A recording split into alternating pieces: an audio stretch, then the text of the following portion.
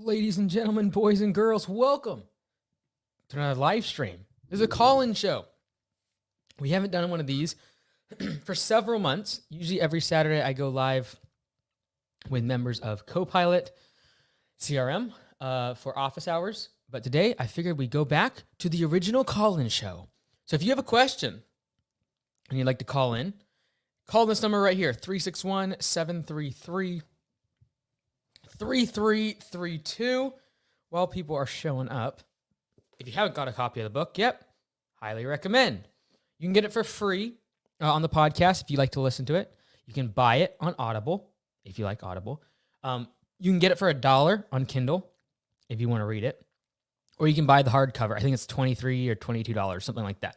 So highly recommend. Check it out on Amazon. I think you'll like it.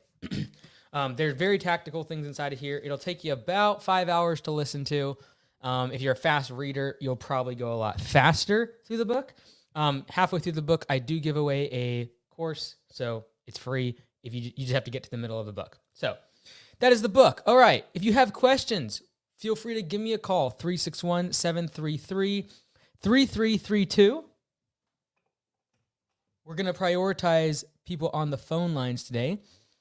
I think it's been at least 5 months since we did one of these. So thank you for everyone hopping on this wonderful Saturday.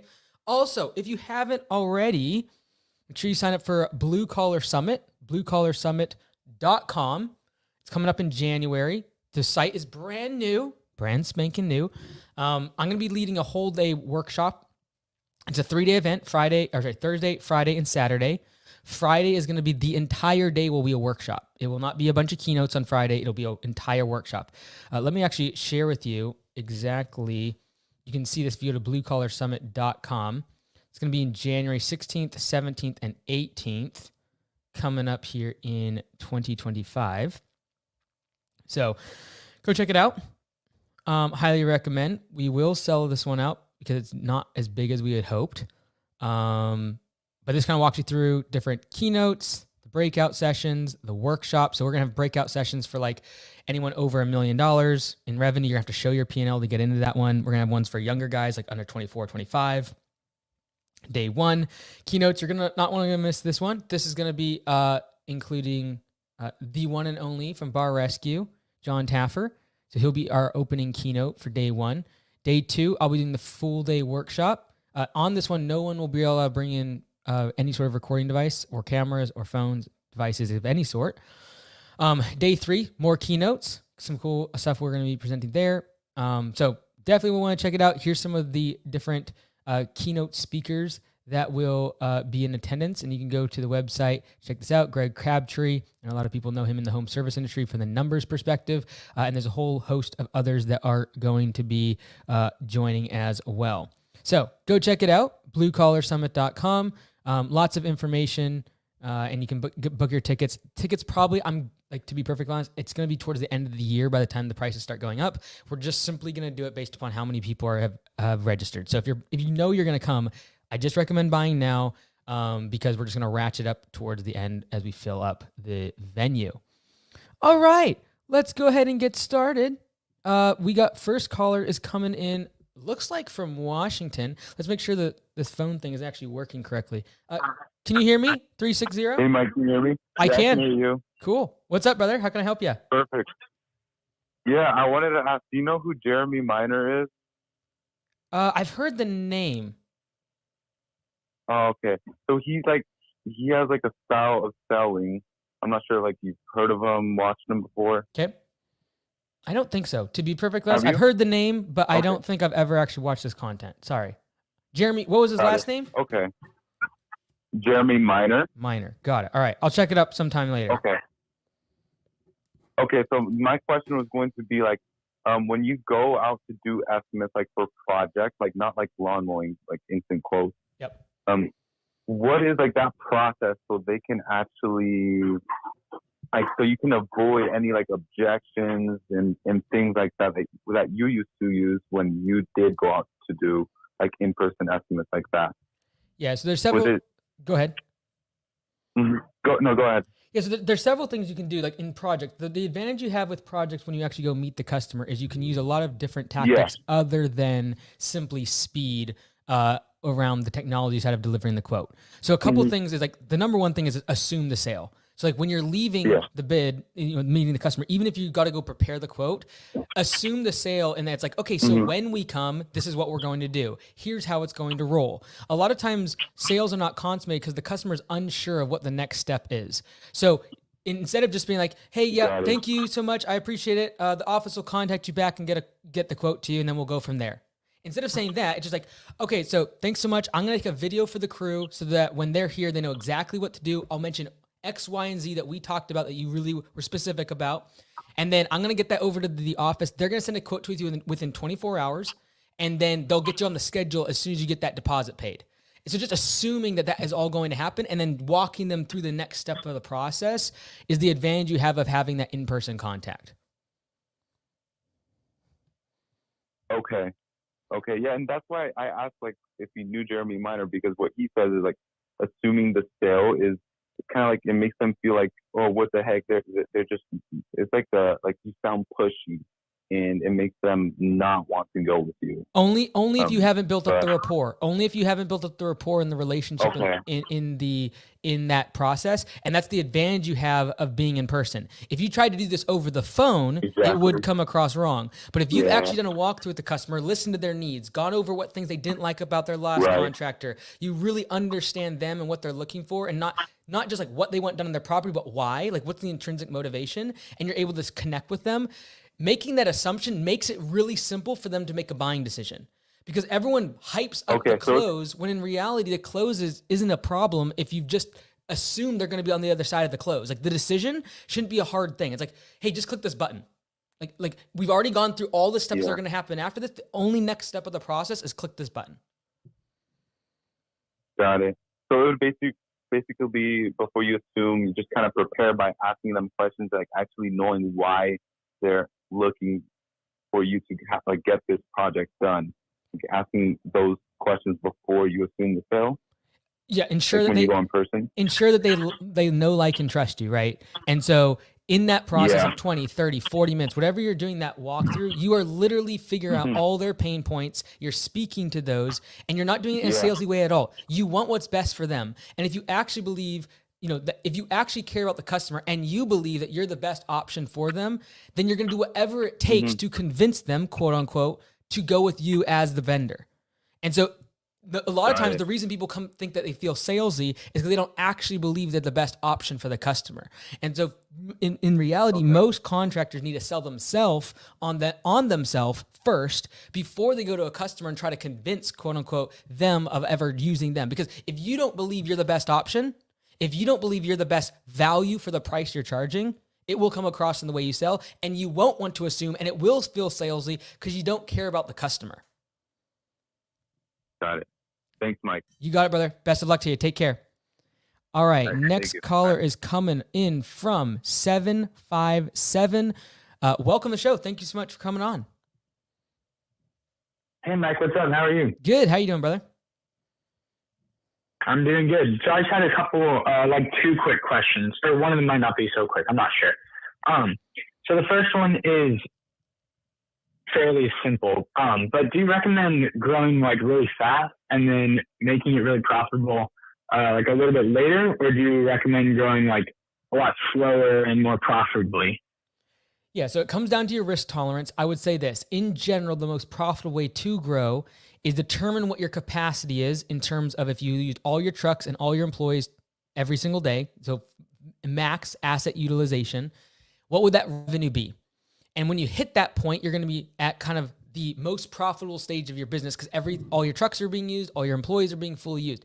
At that point, you have the decision. Do I raise prices and slow down growth because my close ratio is going to go down, but increase profit? Or do I go out and buy more trucks, hire more people, increase the capacity so I can continue to grow?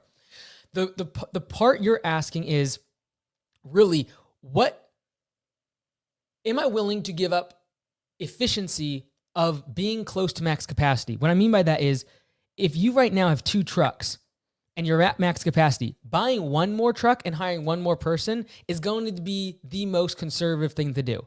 The more aggressive thing to do would go buy 2 trucks, hire 2 or 3 people, and now you've jumped your capacity way higher, and now you're only at maybe 50 or 60% of your capacity, which is going to lead to less growth, but it's going to lead to less efficiency and profit, but it's going to allow for a faster growth trajectory. And so really what I want to know is, what is my max capacity using the current trucks and employees that I have?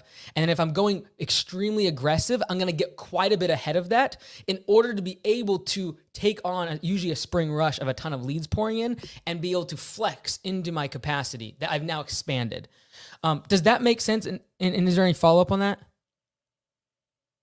Yeah, absolutely. It makes sense. Yeah.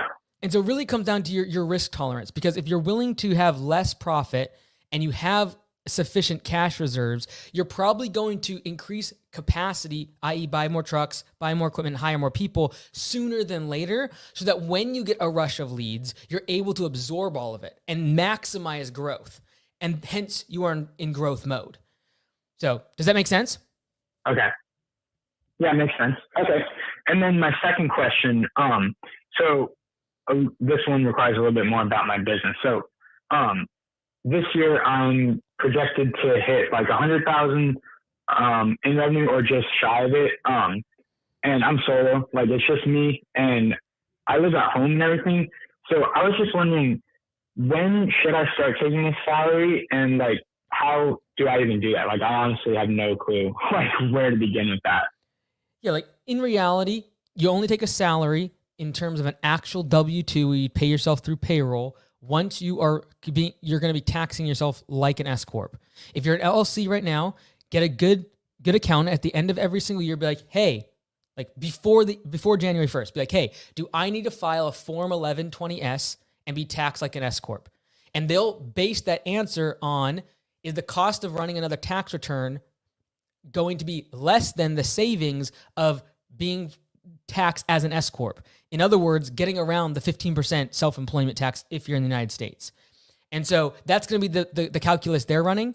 And then you just have to make the determination of make more money, focus on that right now, and just take distributions as needed, because it sounds like you're in growth mode. Just focus on that, and then get a good accountant that you talk to before January 1st to be able to file a Form 1120S, take your first W-2 in that calendar year, and pay some taxes that way. Yes, you're going to pay more in W-2 taxes. However, you'll get around the 15% self-employment tax. Does that make sense? Okay, yeah. Yep. Awesome. All right, brother, you have a good one. Take care. All right, the queue is filling up. So if I drop your call, please don't be offended. It's not that I don't love you. It's just the fact that I try to make room for people inside of the queue. Next caller, looks like they're coming from Germany. 491, welcome to the show. Thanks for coming on. Hey, Mike, Patrick Becker here. What's up, Thanks brother? for having me on the show.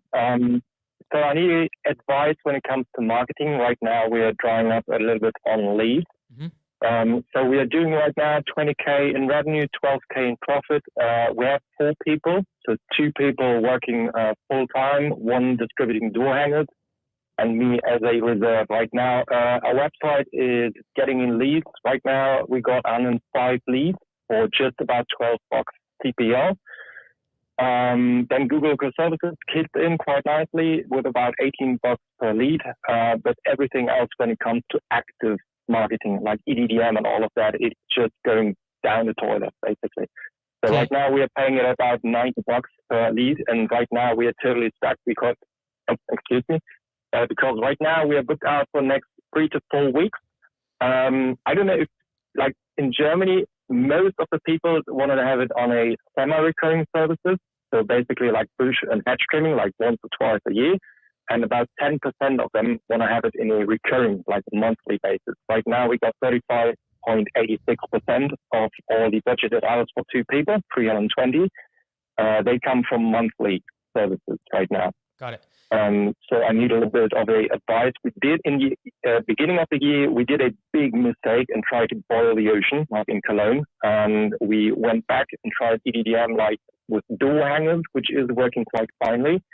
Again, our third guy is distributing door hangers like all day long. It is working, though we have a CPO of about 70 bucks with that, including his wage. So right now we basically say we got a small area of about like 2 miles and our aim is to get a door hanger distributed on every house, like at least once or twice a month. Roger that. Let me So we confirm need a few. advice on that. Let me confirm a few numbers. First off, you're making $20,000 per month in revenue for employees, $12,000 profit. Are those employees part time Correct. right now? Part-timer, yeah. Okay. So, And then for yeah, Google, my highest performer is on full-time, including me, and the other two on part-time. Roger that. All right. So for Google, you said right now you're paying, was it $18 or $80 customer acquisition or cost per lead? For EDDM, yes. And Google Ad was by far the worst. We got CPL of 400, which is abnormally high. Facebook, we did try in last year, ended up at 90 CPL. So we dropped that one as well. We didn't even try that. And yeah, normally in the last year, we got about $60 CPL for EDDM, but it's just going down the wall right now. Cool. So that's cost per lead. So right now we got door hangers at $70, including the person that's delivering them though. $70. Correct. And Okay. we got a 60% close ratio. Got it. So your customer acquisition And right cost on now, door our hangers is something like $120, $130. Exactly. And if you include all those people that are still like asking us if we do like paper patio, which we don't offer, we just do super simple services, just mowing, cleanups, that's it, 4 services in total. We end up at a CAC of 140. Okay. And then And our minimum is 240 at least. what is your kind of, just give me a ballpark of average annual value. Like if someone signs up for $200 per month, is that pretty normal? That would be a $2,400 annual value. What's kind of the average? Just below 1,000. And we got a attrition rate of about 28%. Got it. Okay. So if you, We already offer yes, excuse me?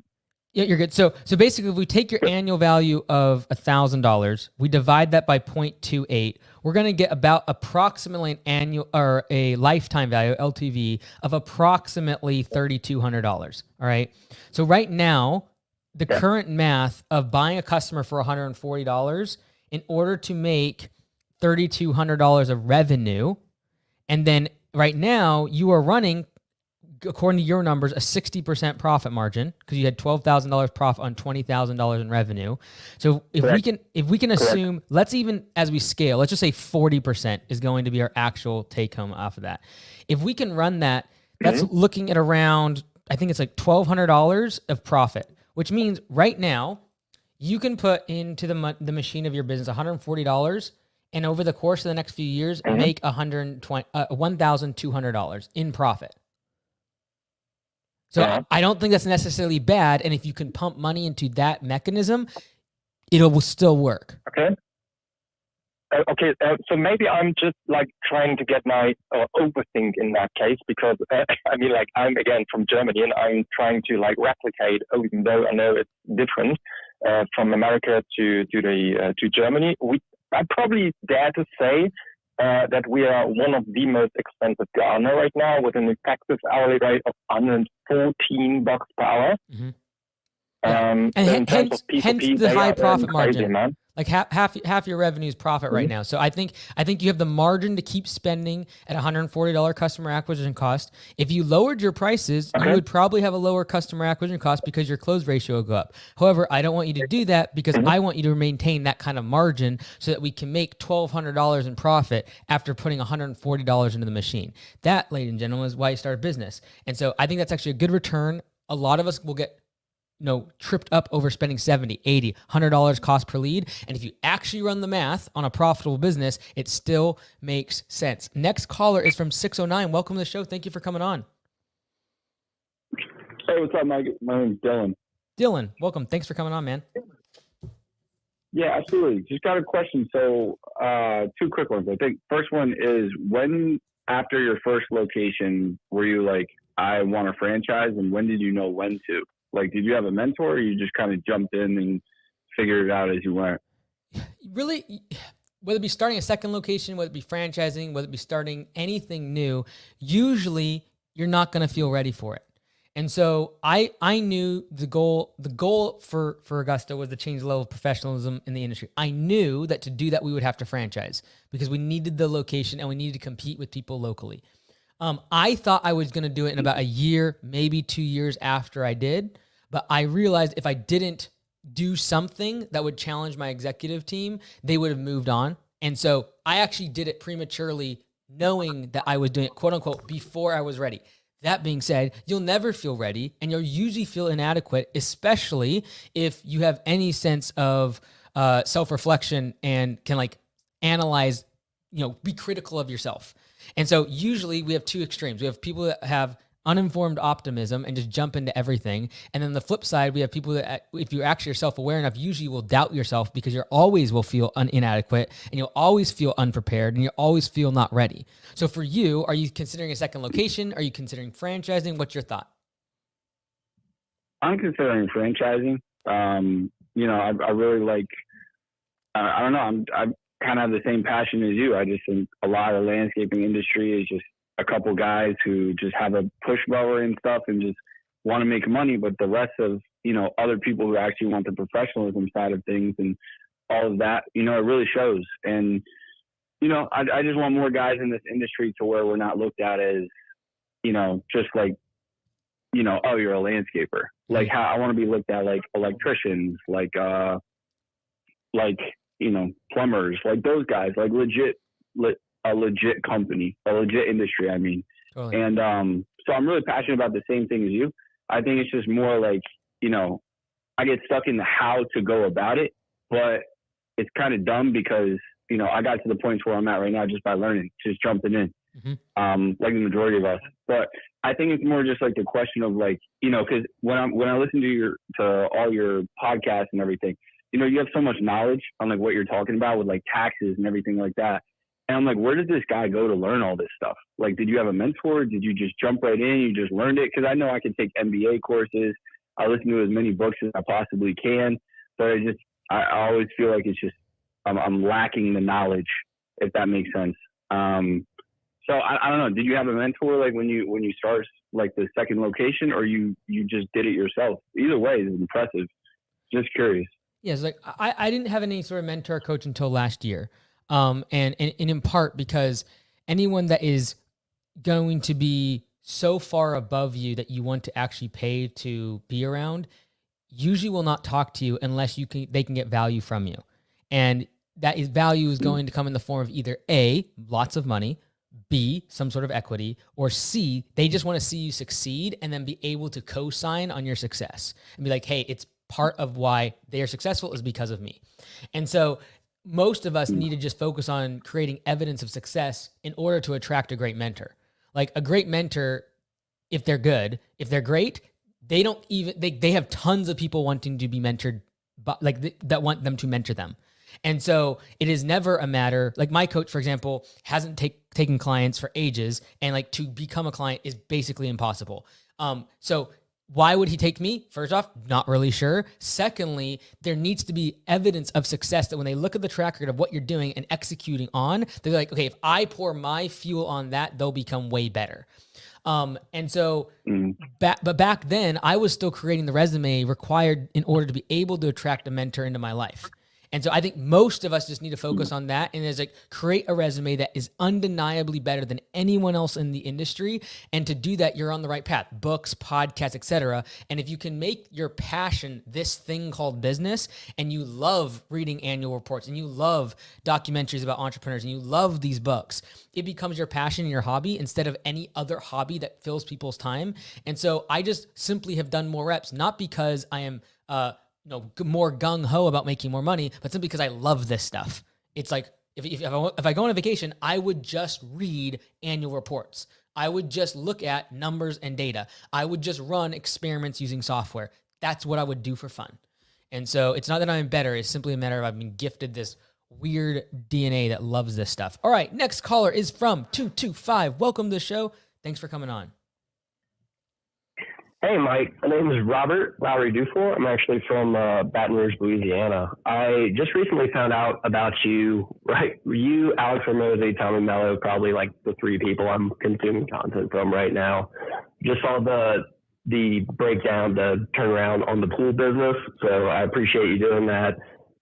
Really love your insights on the industry. So first question, really quick. average recurring service gross profit margin. What do you typically like to aim for there? It really depends, because some recurring businesses, if they have supplementary services, the recurring side of their business is actually just the gateway, right? So are you exclusively recurring, or are you using recurring as a way to get people in and then you're upselling them? So we're pool service. So my primary bread and butter, weekly pool maintenance. And we should be doing more repairs. I'm more of a business person than a pool person. So repairs have not been as natural to me. I find myself gravitating more to the chemistry side.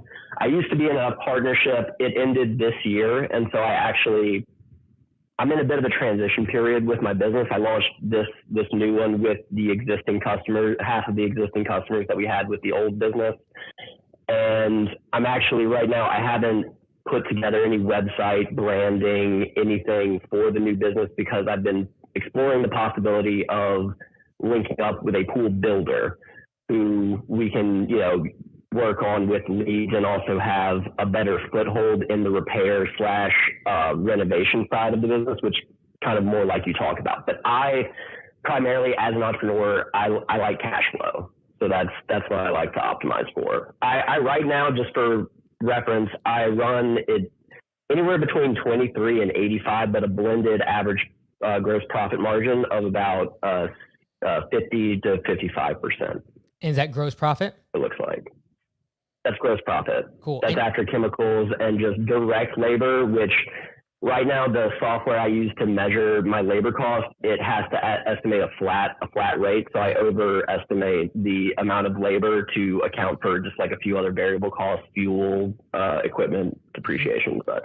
Yeah, like in general, if you can get your gross profit in home services almost across the board to 50%, you're good. And the reason I like that as a really basic metric is because if you're in something that does more material based, so in any sort of construction, your labor percentage is going to be significantly lower, direct labor. But COGS includes your materials and supplies. And so generally for something like pool cleaning or lawn care, more recurring, a far greater portion of our revenue goes to COGS in the form of direct labor. Whereas in construction, it's usually more like a 20-30 split on a 50% margin, 50% margin.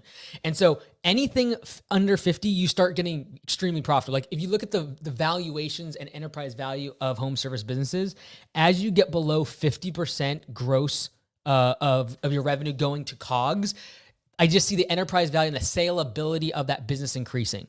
So just recently at like my location on Pay for Performance, this is the first time we've ever done this. And that is we've reduced our percentage from 33% going to the team down to 25 after we raised prices significantly.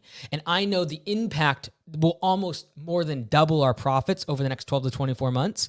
And it's simply a function of when I go from 33% of my gross revenue on mowing, and I put down to 25%. That's a 25% decrease in labor cost. And so that goes straight to the bottom line. And so I think where you're at right now is probably good.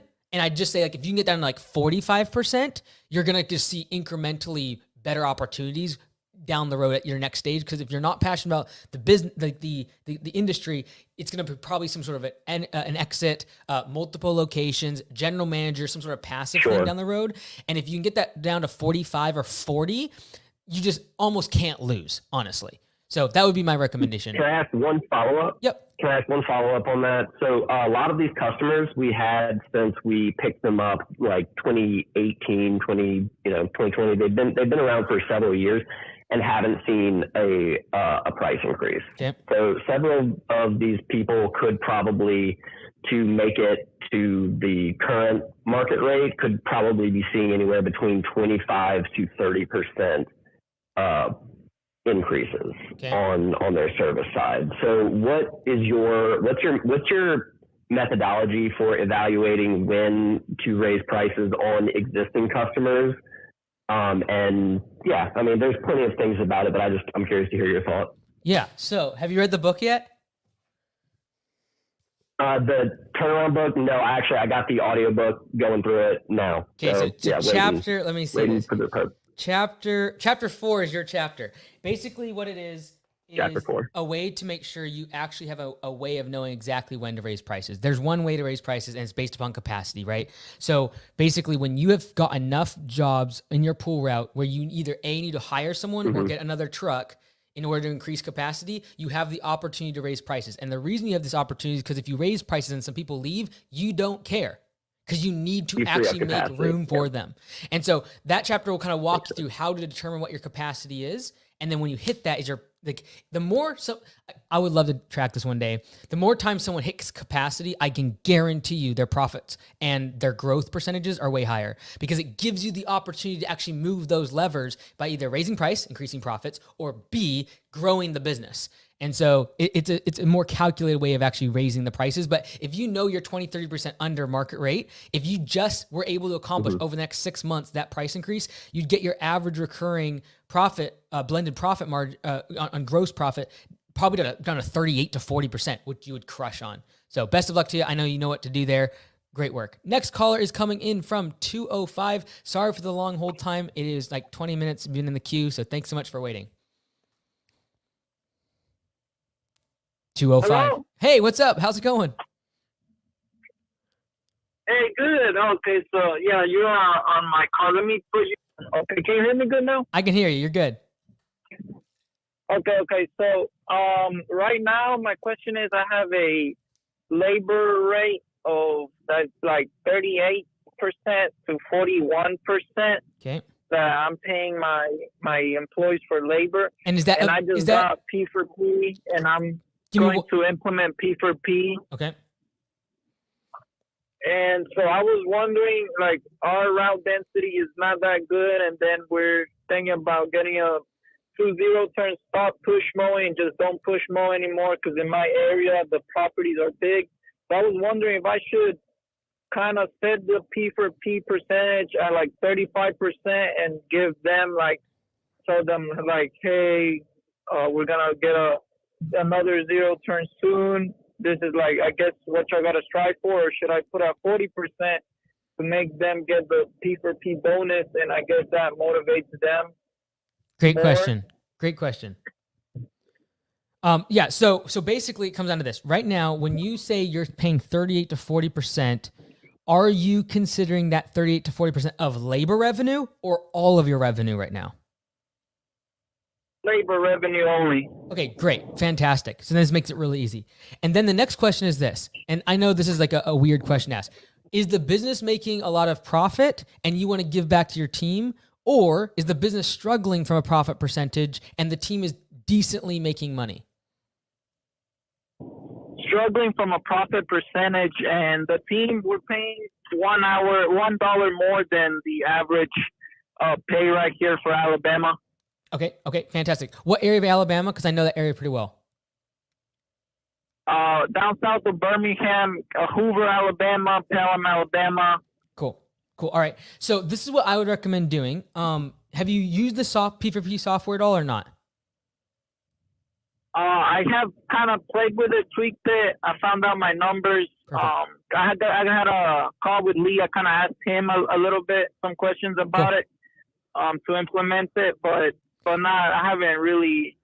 I just figured out my numbers, and that's how I figured out that it was from 38 to 41%. Cool. So this is what's happening right now is you can go lower than 38% because we know when we actually institute P4P, and if you're going to actually institute pay for performance, you could probably give your crew 30 or 33%, and they would, because they now have incentive to work faster and do a better job, they will be able to make more money, and you'll be able to recoup that extra 8 to 10% of right now it's going to them in wages to the bottom line.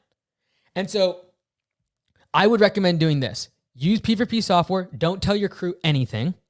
Just simply run their time cards every day and, what they punched in, punched out, what their labor revenue was for the day, and see what it would look like if you did 30%. See what it would be if you did 35%. And then you will know that when you actually flip the switch and tell them they're getting paid based upon performance, usually we see a 20 to 30% increase in efficiency. So they'll produce 20 to 30% more revenue, which means when you're running that kind of trial period without telling them, what you're looking for is not for them making way more than what they're currently making per hour. What you're looking for is making around the same that they're making now. Because you know that when you turn it to P4P actually being their pay, the way they're getting paid, they'll become more efficient. And so the reason I say that is because if you were like, man, I'm making really good money, I would like to raise wages for my crew so that I can attract better people. If that would have been what you said, I would say give them 40% because you know you're profitable at 40% and you're happy, and you just want to give it back to your team so that you can attract better talent. In this case, where the business needs more profit, it is a matter of we need to move that labor rate down. And so I would be really, really pushing for 33 or 30%. But before you do that, run the math without them knowing that they will probably increase by 20 to 30% in efficiency once you tell them they're getting paid like that. Does that make sense? I already ran the math. So last week, on average, for the landscape crew was 38%. The mowing was 40%. Right. But what I'm saying is I would like to know what their hourly pay would be if you move that down to, say, 30 or 33%, right? And so... Oh, okay. Yeah, so I would assume right now, if I just had to, like, based on what you've told me so far, I would assume that if you did 33% on P4P, the reason I like 33%, by the way, is simply because the crew can look at all their jobs for the day, divide it by 3, and know how much money they're making. So I really like 33% simply for that matter. And the reason like we just moved from 33% to 25% is because now it's easy. They divide it by 4. So like I really like that easy math for them. I would really push you to go to 33%. By doing that, I know you'll get an extra 5 to 7% of profit margin going straight to the bottom line. And I believe that they will be able to not only compensate for the decrease in quote unquote percentage of pay, they'll actually end up making a few dollars more per hour. And so I would probably, if I was you, do like I talk about in Pay for Performance on the training, and that is tell your team, like, hey, this is what I would like to do. I would like to be able to pay the people who work the hardest. I'd like to pay them more. So what we're going to do is we're going to give 33% or a third of all the labor revenue you make every single day, you're going to get as a paycheck. Now, what we're going to do to test this over the next 2 pay periods, I'm going to give you the higher of either your current hourly rate, or I'm going to give you P4P, which is a third of all the revenue you make for the business. And then you let them go. And I guarantee you they start to get more efficient and they'll start to work harder. And then you just can show them each day at the end of each pay period, oh yeah, you made an extra $200-$300 on the last paycheck because of P4P.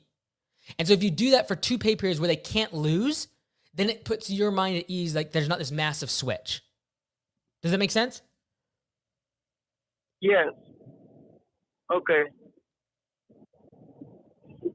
Cool. Well, hey, best of luck. Okay, I know the switch is daunting. It can be a little bit scary, but I just genuinely believe going to 33% is going to be sufficient, because once they actually have the incentive to make more money, they'll push themselves enough to not only recoup their current wage, but then make a little extra on top of that. Next caller is coming in from 316. Welcome to the show. Thank you for coming on. Hey, Mike, I really appreciate it. Been a long-time listener and fan. I got a question as far as market size goes. I've been on the edge of starting my own company for quite a while. I've landed in the home service or home improvement, and I'm kind of really leaning towards potentially exterior cleaning as far as, power washing, soft washing, things of that nature. Now, there's a couple other companies in my market who already have like a good bit of the market share, and I was just curious and wanted to know, say, your opinion as far as the size of city that I'm in, whether this is even anything that's viable or doable. The city I'm in is about 400,000, and the metropolitan area is about 650,000. I'm going back and forth whether I want to do this or a different idea, and I'm just trying to land on top of something. Yeah, like in general, I believe that you can build $1 million business as long as you have more than 10,000 people. So from a market cap size, I'm not concerned about it. And when I'm evaluating markets, the one thing that I actually do pay attention to is not so much how much competition there is, but are there any players that own a large percentage of the market? Because then I'm facing brand. And brand is something that's extremely hard to compete with. And so if you look at the market and you say, okay, there's 20 different competitors, but 2 of them own 60% of the market, I would be less inclined to want to go there compared to another market that might have 60 competitors, but no one owns more than 1 or 2% of the market. I like fragmented, and I don't mind more competition. When someone though has a brand, they have a massive moat that you're not going to be able to scale to beat their customer acquisition costs, because they can simply get customers for cheaper than you because of their brand awareness. And that's just a hard wall to scale. That's kind of where I'm at. There's probably 2 or 3, maybe topping 4 people who one of them has, I mean, they got like 400 5-star reviews on Google. Another one has probably like 80 to 100 or topping over 100. And then everybody else around there is, 20 to 30. I mean, some guys only have a couple. So they have a great brand. I'd love to replicate it. And I mean, essentially that's what I'm looking to kind of build and start and potentially franchise in the future, something I can be proud of. But that's just, when I see that, it's definitely a little daunting. I'm like, I don't know if it's compatible or competable, I guess. Yeah, the hard part is honestly assessing correctly what the market size is. That's the hardest part, because if, for example, both those 2 big players only own 5% of the market each, and then there's 60 other players that are breaking up the other 90%, I think that's a great market, because what that means is you'll probably be able to get to that 5% of market share pretty quickly. But when I'm talking about a smaller market, if someone owns more than 30 or 40% of the market, it means that they have so much brand awareness. When people think of that service, they think of that company, and it's just going to take you way more money to break into that market. So I would really just try to correctly assess what percentage do these 2, 3, 4 big players have. Because if they did it, there's a good chance you can, if you just simply follow the correct recipe, which as you probably know, it's like they have their trucks wrapped, they're insured, they have a great website, they have people to answer the phone. Boom, you probably have yourself $1 million business. It's just correctly assessing what the market size is actually the most challenging part. And so I would look through all the competition and I'd just ask, can I become one of the 4 really fast? Because 90% of the market is split up and fragmented over the course of a ton of different competition. Next caller is coming from 978. Welcome to the show, brother. Hey, Mike, can you hear me all right? I can, Mr. Brandon. How you doing, brother? Phenomenal, Mike. Good to hear from you again. So it's Brandon over at Simply Lawn Care, Massachusetts, your favorite turnaround. Quick question for you, quick synopsis. So as you know, we did 700 last year. We're doing 800 this year. We took your advice. We focused on profit. We had 3 overhead people. Now it is just me in the office admin role and Scott in the sales and op role. Where we're at right now, the issue we're having, it's summer, team's all trained, everyone's making P for P, and we're at about 75 to 80% equipment utilization. The reason I'm not pushing to 90 to 100 is everyone takes vacations right now, including myself and Scott. So we're more at like 90 if you include all the vacations coming up. The issue we're having is our workloads have been cut in half. So Scott is now picking up 15 budget hours a week of field work because he has time and we want more money. And I'm getting all my office work done, but I have nothing to do but like wait for calls most days. So our question is, CAC obviously goes up in the summer since there's not as much demand. So really want to know, like, what do you recommend for the summer? Either 1, just prep and save money for the fall demand bump and next year's spring rush, or 2, do we try to actually up the marketing spend and test out some new marketing methods? Or is there a third option? I would say the third option is focusing on the customers that you got during the spring and upselling them into other services, because now we're switching from focus on the recurring side to now one-off projects. So all the customers that you got for mowing, fertilization, or so mowing in the spring, now it's time to go double down on one-click estimate emails, text messages, even in-person estimates for projects. And so it's all the things that we didn't want to do in spring because we were super busy. Now it's time to swap over to those other services as demand for recurring services has basically fell off a cliff. Roger. So focus on marketing things that don't cost much extra money. And if you look at your blended cost per lead with this sort of activity of focusing on upsells, then you actually have a decent cost per lead during even the summer, because now that cost per lead is 0 on an upsell. And so, inside of Copa, because I know you use it, I would incentivize your guys to the moon for upsells. And I would really dial that in. I'd get your top 4 or 5 one-off services that you can offer, and I would give them a $20, $30, $40 if someone gets an upsell from their recommendation. And whether or not you make it where you have to approve it, so you can make it where you have to approve it from the dispatch board before it gets sent to the customer. I would recommend that if you have more entry-level guys out in the field, or if you and your partner, you guys want to have the ability, you can do it directly from one click. It immediately goes out without any sort of approval. I would incentivize that. I would make a thermometer in the office of or a leaderboard of who's getting the most upsells, and either give them per upsell a significant amount, like $30 to $50, or I would make a leaderboard with a massive cash prize, and then do a leaderboard like each month. Because ultimately, and this is how you pitch it to your crew, hey, I'd rather give you guys the money than Google and Facebook. So everyone knows work is kind of drying up. We have two options. One, we can go spend a lot more money on Google and Facebook and give Marky Zuckerberg a little more money. Or I'm willing to give you guys $30, $40, $50, whatever you feel comfortable with, to be able to get an upsell. And all you have to do is click one button at a customer's property based on the services you think they need. Take a picture, attach it to the job, I love that. make the upsell, and then you would then look at the picture on the dispatch board, approve the upsell, and even send you could even, based upon the picture, based upon what service you're trying to pitch to, you could potentially send the quote as well. Mm-hmm. Gotcha. Cool. Do you guys have an updated video on that in Copilot University? Yep. There's two. There's a business case one that I made on how to use and how to pitch it, like I just said, to your team. And there's a second one, like how to set it up with text or email, how to set up where you approve it from the dispatch board, or if it just automatically goes out. So for you guys, I would just make it where if you see an upsell, especially that he's out now doing jobs, he could literally on every property be sending one of these bad boys out. Yeah, he's actually been doing that. Yep. All right, cool. So, and they're both on Copilot University. One's not on their YouTube channel. Correct. They're both on there. Exactly. Just search upsells and both of them will come up. Great. We'll get on that now. Thanks, Mike. Talk to you when services come around. Good luck, brother.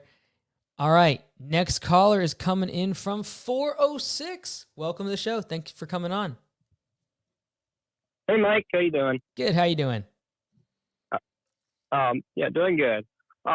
So I'm starting a lawn care business. Okay. And right now I'm doing auto detailing. Okay. I'm doing more auto detailing than anything. The plan is to eventually merge into something else. What are your recommendations for that? Because I know that can possibly get kind of scary.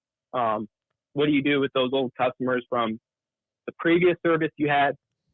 So there's something else that I kind of want to do, step up my game as far as what I do. And so I just don't know exactly how I'm going to do that. Like, what about okay, I'm getting kind of complicated here, but it's a basic question. Just need some advice on merging into something different. Okay. And what do I do with those old customers from the previous service? What can you recommend? So, couple questions. First off, what was the revenue in 2023 for the auto detailing?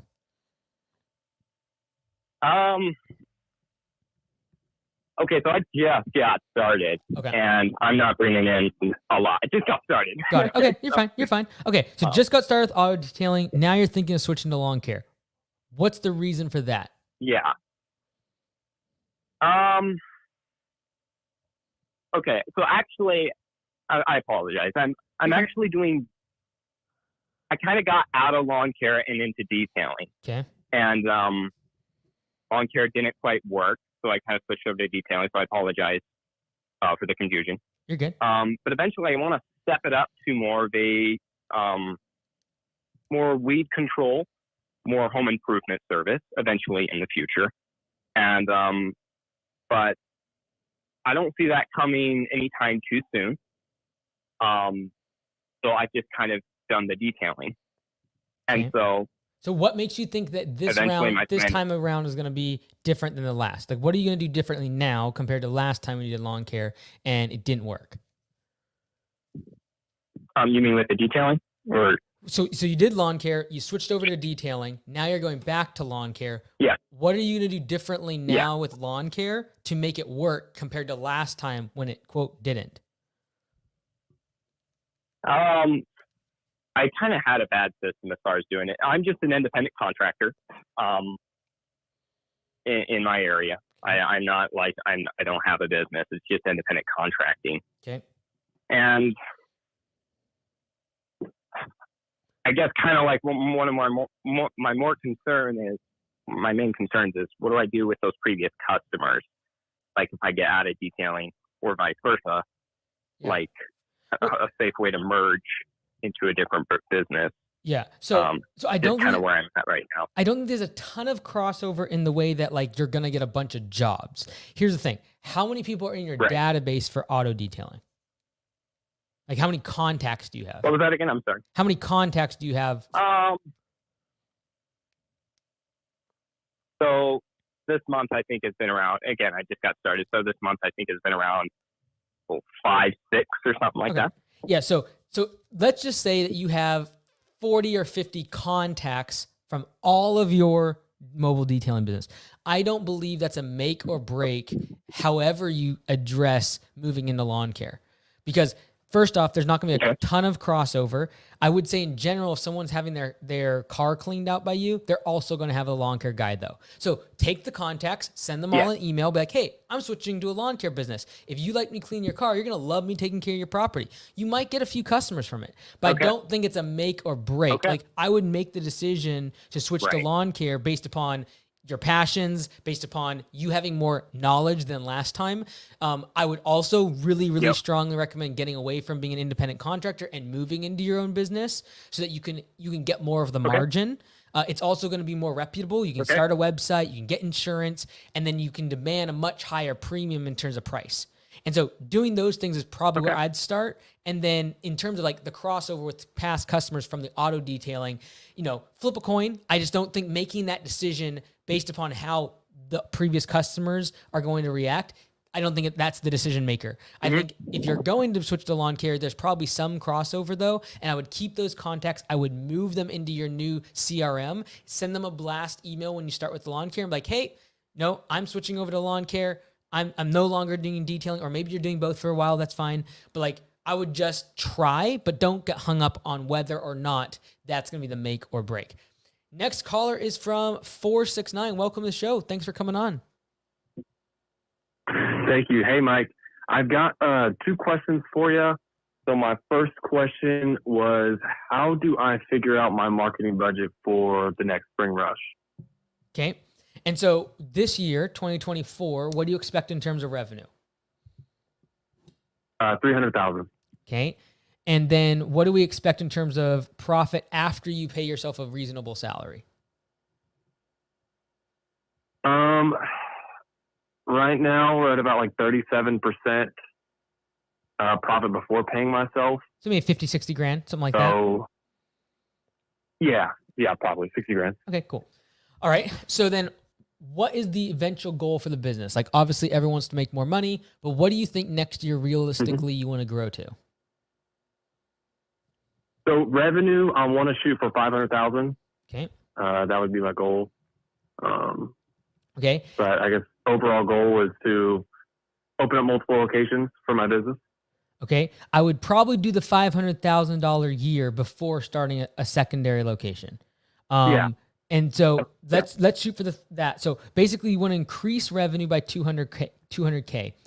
Then it's a matter of, okay, here's rough math. I know that most marketing dollars in this industry are going to get a 10 to 20x multiple in the next 12 months, which means if I spend $10 today, I'm usually going to see about $100 to $200 worth of revenue come back to the business over the next 12 months, which means if you do really bad at marketing, all right, and you're doing a 1 in 10, that would mean you have to spend $20,000 on marketing in order to be able to make $200,000 of revenue, new revenue next year. I assume you keep the $300,000, you do a good job, and you don't have a ton of churn. Now, on the lower end, if you just crush at marketing and you do great with Facebook targeting and you do a great job of doing door hangers and you have your customer acquisition costs nailed down, then all of a sudden you can probably get that lower to 10,000. And that'd be like a rule of thumb, 10 to 20K. And then it's just a matter of you can back this math out more, right? So, okay, we need to increase revenue by 200,000. Fantastic. Okay, if we're doing recurring revenue and we're going to do $2,000 of annual value per customer, now all of a sudden I need 100 recurring customers. Awesome. Well, what's your customer acquisition cost? Do you know that number or not? Yeah, it's $48. So if you can get a customer for $48 and you need 100 of them, everyone would usually do 100 times 48. Ding, ding, ding. If you kept every single person. However, that's not the case. If you're getting 100 new customers net, it's likely that you will have to get about 130 to 140 new customers. This is the part where people under budget for their marketing, and they under budget what they're going to have to spend in order to get the growth that they're wanting. Because what you're really going to have to spend, assuming your CAC is 48, you're probably going to have to spend more like $7,000 or $8,000 in order to get the 100 customers. Yeah, that was my thing, was like factoring in like the attrition and losing customers with that. Cause like, yeah, you could say, okay, I need 10,000 for this, amount of customers or revenue, but you're going to lose customers in that process. So I wanted to figure out how to factor that in with it. So if you don't know the attrition number, assume 30 to 40%, kind of as an industry average. It's gone up significantly in the past 3 or 4 years as like a blended average. A lot of people moved in 2021, 2022. And so it's starting to come down as an average for the industry, but still 30 to 40% is safe. Keep in mind, I assume a $2,000 annual value, which is high for lawn care and landscaping. So you'd have to upsell people. You have to have winter services. You'd have to do something more than just mowing typically to get that $2,000 value. What's your second question? So second question, when is the right time to switch to an S Corp for tax purposes? Yeah, so this is simply a function of when your savings on 15% self-employment tax is greater than the cost to run a separate tax return as an S Corp. And you don't have to start a different corporation or entity. You can take the same LLC, same EIN number, and file a Form 1120-S. Get a good accountant in December, have a meeting with them, and ask them whether or not it's worth it based upon your P&L year to date. If they say it is, you can literally file one W-2 at the end of the year and file your Form 1120-S, and you're good to go. So this is really a function of having a decent enough CPA. Usually when you cross $40,000, $50,000 of net profit after you've paid yourself, usually that's about when it makes sense. But talk to a CPA right before the end of the year, and they'll make sure they take care of you. Next question is, and by the way, home service CPA, great. Brad will take care of you there. 517, welcome to the show. Thank you for coming on. Hey, can you hear me? I can. What's up? Hey, Mike. This is Cody from Michigan. We've had a couple of coaching calls. We had them last year, and then our last coaching call. I'm trying to bring up the speed here within like 20 seconds. Our last coaching call was I was heading into 2023. Excuse me. It was at the end of 2023. I had a bunch of cash stacked up. I was ready to go into the winter. Firing my employee to go solo for the winter because I was in Michigan. The beginning of this year, I decided to switch, I moved to Georgia. I wasn't happy with the demand curve and how inconsistent the winter was in Michigan. And I just wanted to restart before I got 5 years into business. I just did it after my first year, or my first full-time year. So I started again this year in March in Marietta, Georgia. It's a suburb of Atlanta. We started with 0 mowing customers, and I had like, a few grand in the bank. And by the end of May, we had 100 plus mowing customers. So like we went from 0 mowing customers to 120 now, and like $14,000 or $15,000 a month in recurring mowing. We raised prices once. We raised prices on 105 mowing customers by $5.50 per service across the board on everyone. And I think we lost 4 people. So there's another good example for you of why people need to raise prices. But anyway, I don't need any help with the business, man. I'm doing good right now. I'm just burnt out.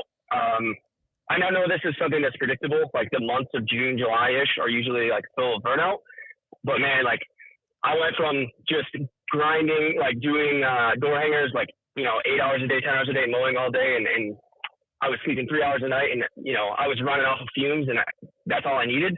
And now it's like it feels like I can sleep 12 hours, and then I still can't get myself out of bed. Like to be honest, man, I'm kind of putting myself on a chopping block here, but like the last month or two, like I'll show up to it's just me and one guy, right? I got a full-time guy. I'll show up to the shop 15, 20 minutes late. Like I'm not sleeping right. I'm not eating right. I haven't gone to the gym in a month or two. Like normally I'm eating 2 or 3 meals a day, and it's like good prepped meals, and it's solid, whole foods. But now it's like, I can't stay on a diet. I don't know. Maybe it's systems that I need to kind of keep me burnt out, or keep me from burning out. I know you talk about flattening the demand curve, so it's not so much of an up and down and having higher lows and lower highs. But I I love capitalizing on the spring rush and like how we were able to go from 0 to 15,000 a month in mowing revenue. I want to be able to do that again next year, but go from 15 to 35 or whatever. But I don't want to run into the same issue. And I'm dying over here, man. I'm showing up to my own company late, and like I'm just burnt out. I'm just so destroyed mentally right now. That's all I got. Okay. If I asked you this question, if I was just talking to you, like, what do you think you're burnt out? I don't enjoy. You and Lee have talked about this on C-Suite recently. I don't enjoy the day-to-day. I hate mowing. Like, I don't like mowing lawns. When I mowed my first lawn under Streamline when I started the company, like, that was my first time ever mowing a lawn. I did it because I wanted to find something to sell to, like, build a business. And, like, I dread the everyday thing. And I know I can get out of the field next year. I can get there because I can keep my costs low enough where I can stay out of the field with 3 or 4 full-time guys in the field, me being an office person. But, like, sorry, to answer your question, I would say that I'm burnt out because it feels like I didn't have systems maybe for the last couple months. I mean, you know what it takes to go from 0 to 120 million customers. I was on top. My close ratio is good. My response rate's good. Everything's good. But, like, I am falling apart. Like, the thing that was the sauce that was making that engine go so hard is like, I can feel it falling apart. And I'm trying to, I want to stay in this thing. I want to get out of the field. I want to grow $1 million business and then start, copy and pasting. But I would say I'm burnt out because I do not enjoy the day to day. And that's been my life for the last few months, 12 hours a day. Okay. So a few things. I can take this from a few different angles. First off, I would say, if you want to build this thing to $1 million business, this is simply the journey on the way to doing that. If you feel like you're burning out, you're going too fast. And so you might just want to slow down and reduce the timeline to getting to the $1 million business. And so going from 0 to 130 customers, fantastic. Next year, you could potentially probably double that or more if you can stay on the rails. Here's the thing. If there's a 50% chance you don't stay on the rails and you quit, all of this is for naught. I would rather you take 3 or 4 years to get to the same place, but do so in a controlled manner with 100% likelihood of success. And so do you think your goals, do you think that the timeline that you're impressing on yourself is so great you're putting way too much pressure on yourself or not? To be honest with you, I don't think so. I think where the burnout started to happen and where the lack of like me being there, being at our shop 15 minutes early and literally working until the sun goes down and like I will not go back to the shop until my employee is done, like that type, like being a true leader. Like I just haven't been the leader that I have been the last month or two. And I believe it's just because I'm burnt out. I don't mean to throw an excuse on it, but do you think that it's worth me trying to explore like systems to implement or maybe like reading books or trying to get knowledge in a different area of my life that may improve this so that I can keep the same timeline, but like tweak the thing that I dread every day is mowing lawns, man. I love selling. I love talking to customers on the phone. I love dealing with the employee. I love like talking to him every day and like being his leader and seeing him trust the decisions I make. I love it. But like, it's literally just cutting grass. Like I hate it, man. Like doing it 12 hours a day for the last 2 or 3 years after like already not liking it. I just like, I'm making myself hate it almost. So this is my question. So like, I feel like going slower is going to keep me in the field longer, which is going to make me hate it more, if that makes any sense. Right. So this might come across as tough love, but just take it for like the love I have in my heart for you. Okay. So it is. Yeah, I got you, man. And that is this. Is it simply the recipe required to get where you want to go? Like, I didn't enjoy doing lawns, and I did it for 6 years. And I did it despite having massive amounts of allergies and hating every single minute of it. But like, you're going to either hate mowing lawns or you're going to hate not having the goals and the success that you want to have. So which one do you hate more is going to be the one that wins. Like either you're going to stay in this because you hate where you're currently at in terms of money, in terms of finances, in terms of opportunities, in terms of success, or you're going to hate mowing grass so much that you quit. And having a really honest conversation of which one you actually despise more will probably be the thing that gives you the hunger to keep in the game. Because I hated being poor. Hated being poor. And I hated it a lot more than mowing grass.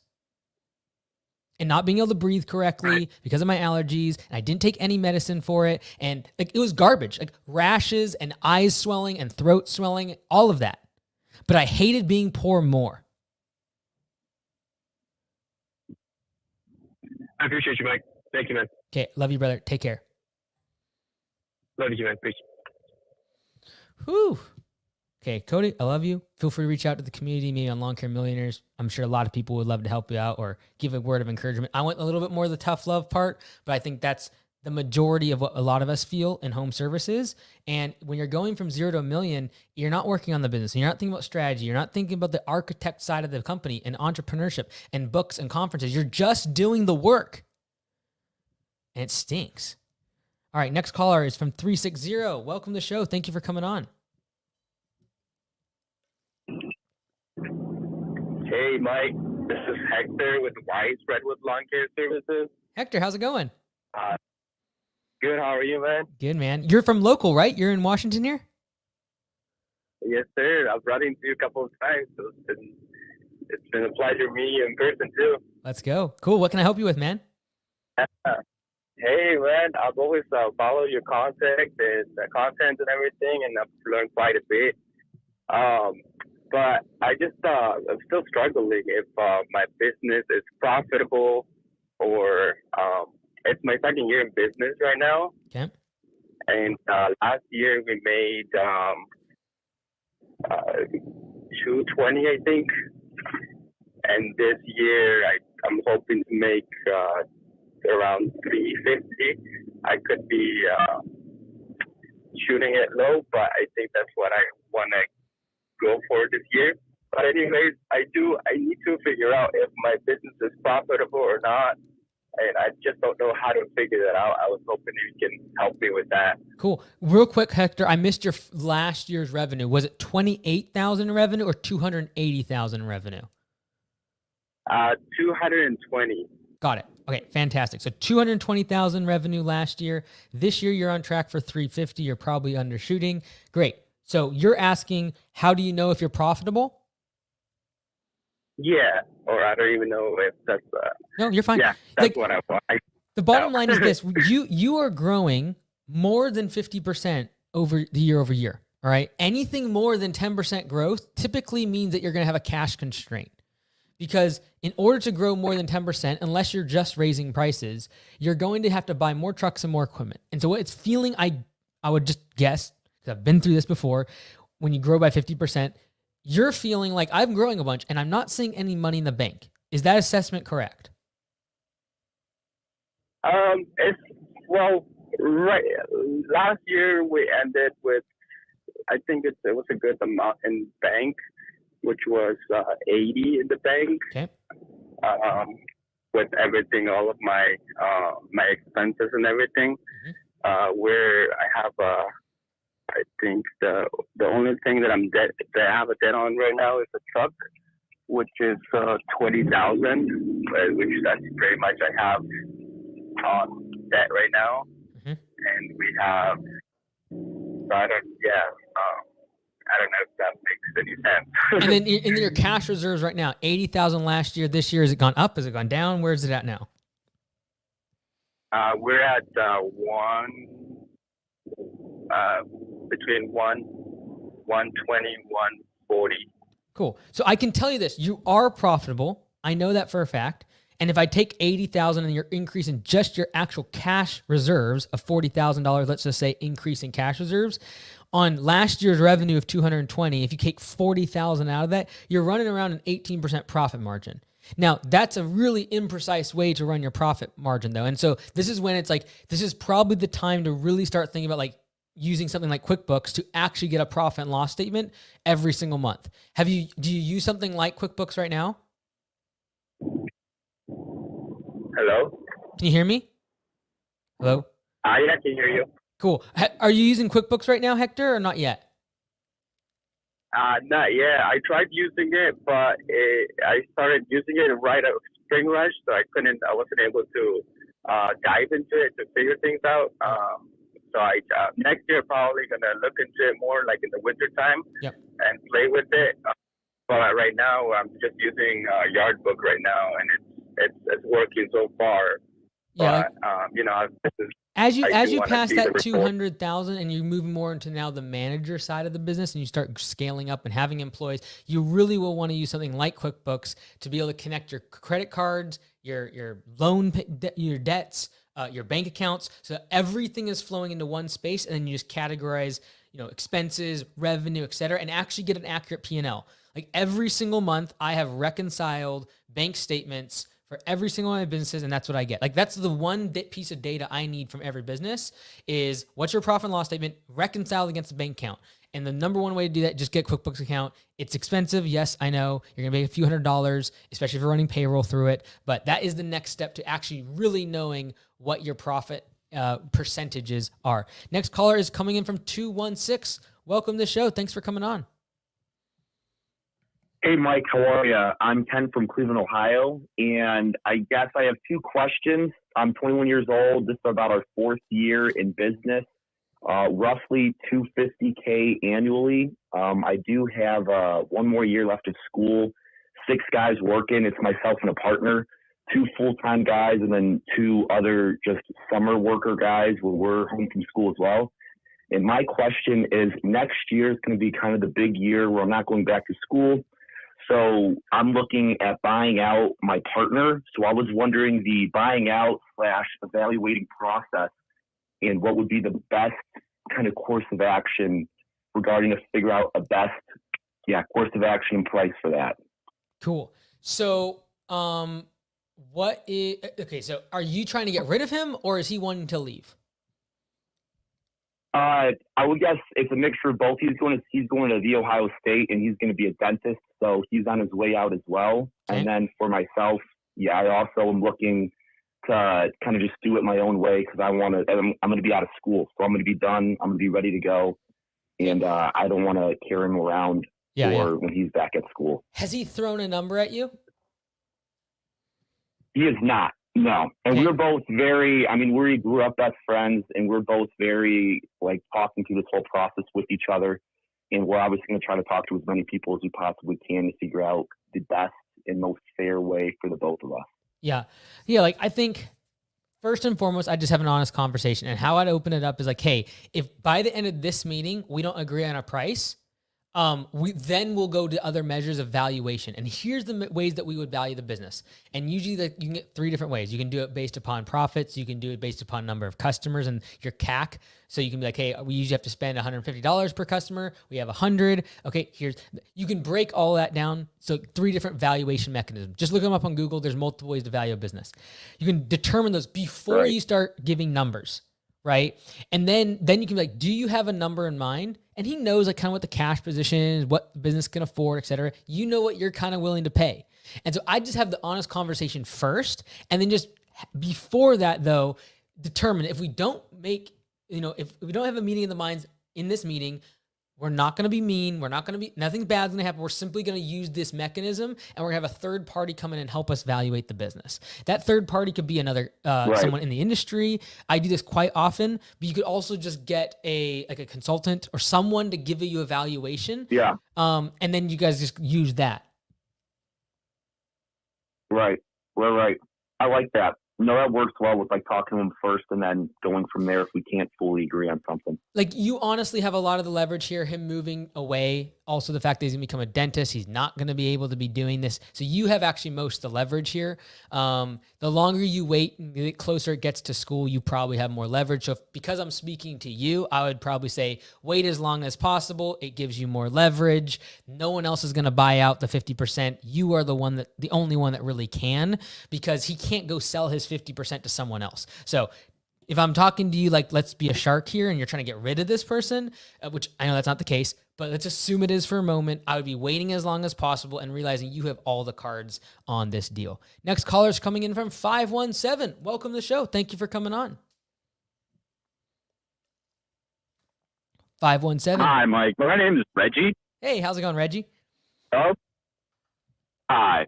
I'm from Hudson, Michigan, and I'm 18 years old.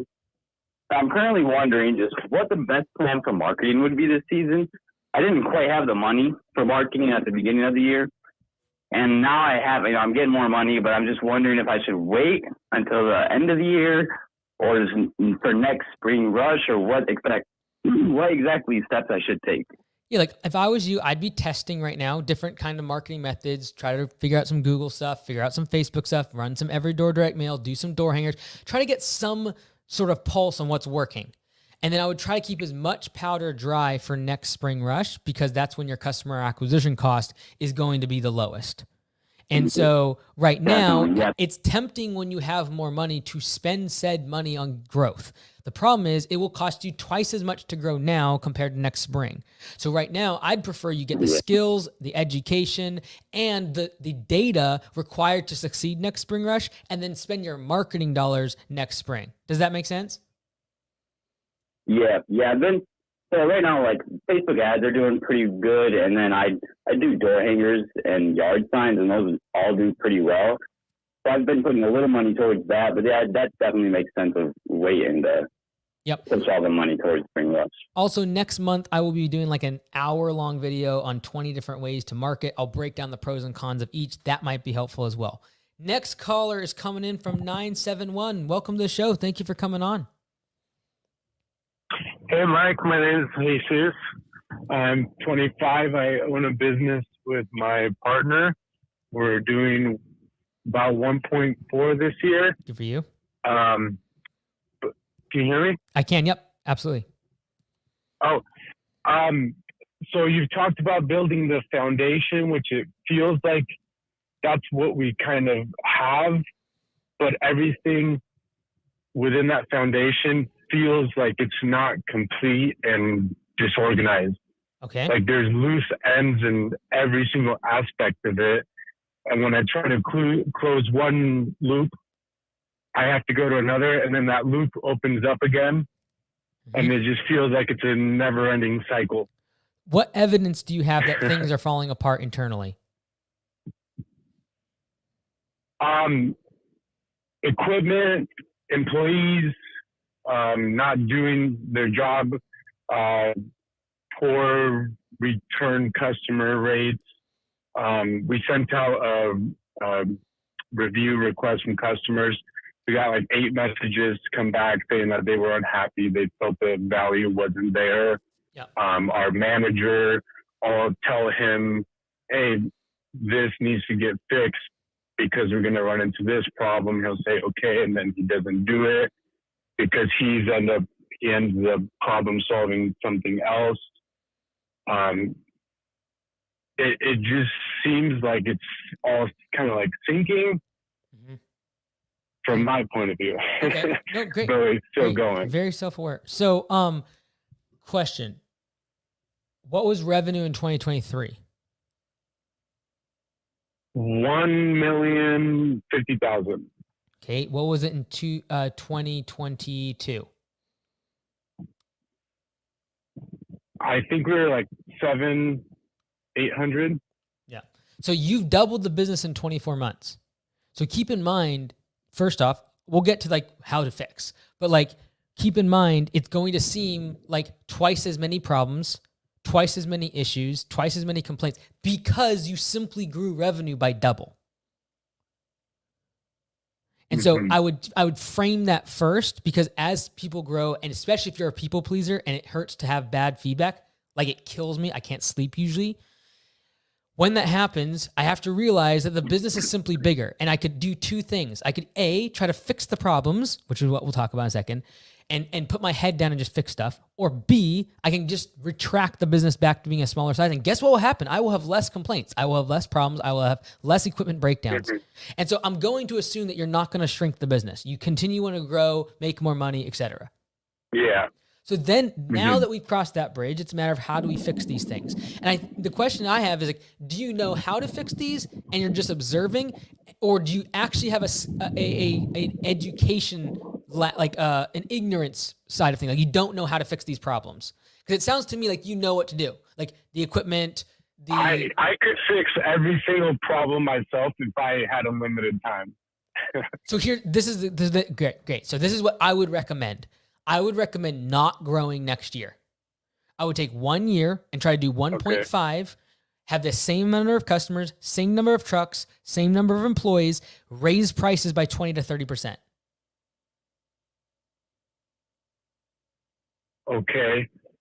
we're only booked out about a week right now, so raising prices feels like not how the much answer. How much of your revenue is recurring versus projects?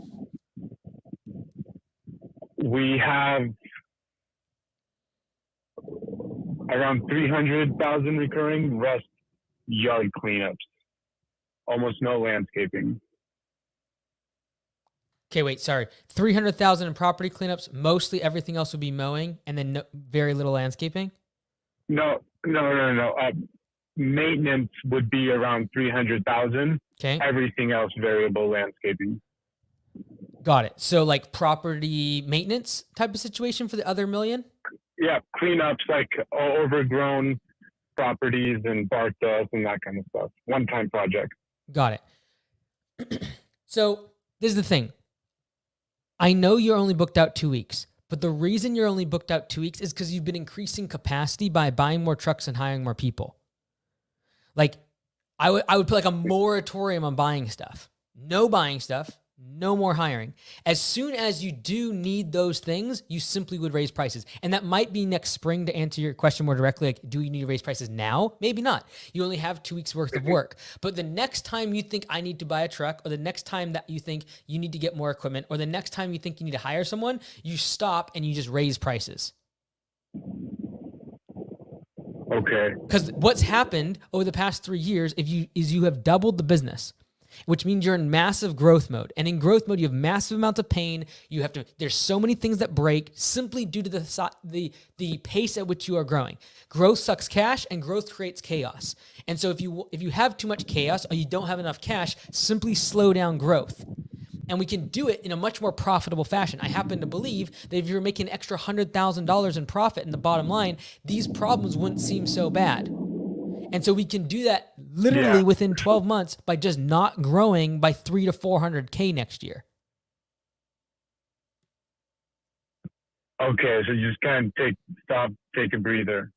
I highly recommend. I think that most people over $1 million, if they just took 1 year, didn't grow any sort of customers, bought no trucks, no equipment, and didn't hire any more people, and just raised prices whenever they had the inclination that they were overbooked, they would be way more profitable. The business would be much more sustainable, and the following year they'd have the capital to actually grow a lot more in the long term because the business would be healthier financially. Okay, that makes sense, because that's the other issue: money in the bank. Hey, if you're not making money, a decent situation will sound horrible. I happen to believe if you're making $200,000 in profit on the 1.4, you'd be fine with what's going on. You're like, okay, yeah, I get a couple complaints. Like, who cares? Like, I'm growing the business here. So we can fix both of these things, because by you taking 1 year to get your feet underneath you, and what you'll now focus on is systems, not growth and expansion and painting trucks and hiring more people. You're going to focus on creating all the systems, and you know what they are. You just need the time to do it. And we're going to enforce that by raising prices and reducing the demand for your services by the price increase. Okay. So if we're taking that breather, would you say because right now there's 2 owners, one doing sales. I'm kind of managing the crews and trying to train our operations manager to manage the crews. And we have a secretary. So if we're not growing next year, would you say we have too much non-revenue generating employees? I would cross that bridge when I get there. And if needs be, the person that is doing sales, the person that's doing ops goes in the field because they don't have as many leads coming in. Because when you're in profit mode, you're not going to spend as much on marketing. Like, you've been stuck in the past, and I don't mean stuck in a bad way. You've been crushing it. Let's just be honest. But like, you've been stuck in growth mode, which is market, spend money, and then keep prices low to get more customers. And I know that simply by the fact that you said the 2 week thing, like, you're trying to fill the schedule all the time. And so I would just you're going to take a complete reframe on what you're thinking about the business as. We're not here to increase revenue. We are making profit. Like, everything changes, which means if there is not a lot of leads coming in, we're not going to spend more money on marketing to fill the salesperson's schedule. What we are going to do is put them in the field for a couple hours a day so they go make money. Okay. Yeah, I agree that's a valid point. Awesome. Hey, best of luck. You're crushing it. Let me just preface all of that stuff by saying you're killing Thank it. you. And I think that Thank year, you for all the content. you got it, brother. You have a great day. Take care. Next caller is coming in from 218. Welcome to the show. Thank you for coming on. Mike, this is Ben from Allshore. Ben, how's it going? Good, how are you? Good. What can I help with? Well, I'd just like to say thank you for everything you do for us and in the home service industry. But my question is, comes to winter services, what point did you start like a new business or do it under a new name if you're doing something that might be like for insurance or? Give me an example. What services are you thinking of offering during the winter that could potentially require a separate entity? So I'm thinking about having us in the winter get into like ice dam steaming. I missed that. Sorry. Say that again. Dam steaming. I'm sorry. I am not hearing you correctly. Sorry. I'm just missing it. I apologize. No worries. Ice dam steaming, so like up on the roof by where the gutters are. Oh, okay. I got you. Okay, so basically gutters getting frozen. You use steam to kind of like get rid of all that? Exactly, like a pressure washer almost, but it's an actual steam gun. Interesting. Okay, cool. I'm tracking now. All right. So my question is, if we were going to get into that, and it doesn't really go hand in hand with what we do now during the summer months, what point would you start like a whole different, under a different name and have different insurance for it? What would you not do that? Refresh my memory, Ben. What's the main focus during the summer? We do beach cleaning and cleaning out swimming areas. We're pretty much service business and then installing docks. Yeah, I don't think you need a new entity. You're working on the property, doing cleanup services. The dock versus their gutters. It's on their property. I'm guessing you're probably not getting on massive ladders. That would be the one thing you'd want to keep an eye out for. I'd probably take a look at your insurance policy, tell them what you're doing. But I wouldn't pitch it as a different service. You're just simply adding, like you probably do 10 or 15 things for customers on their docks, their beaches, etc. You just happen to be doing it now a little closer to their house. So I wouldn't do a separate one. Also because the amount of cross-pollination between your current database and what you can get from that database by simply offering that other service, I think there's a lot of potential there. Yeah. Did you want to split them up? Is that what your thought was before? Oh, I was just kind of wondering if you go like that far out with it, you're better off naming it something else. And I didn't know if people did that because of insurance reasons or if it was more of just for advertising and getting clients. Great point. This is a fantastic point. So this is what you could do. This is what I would probably do in your case.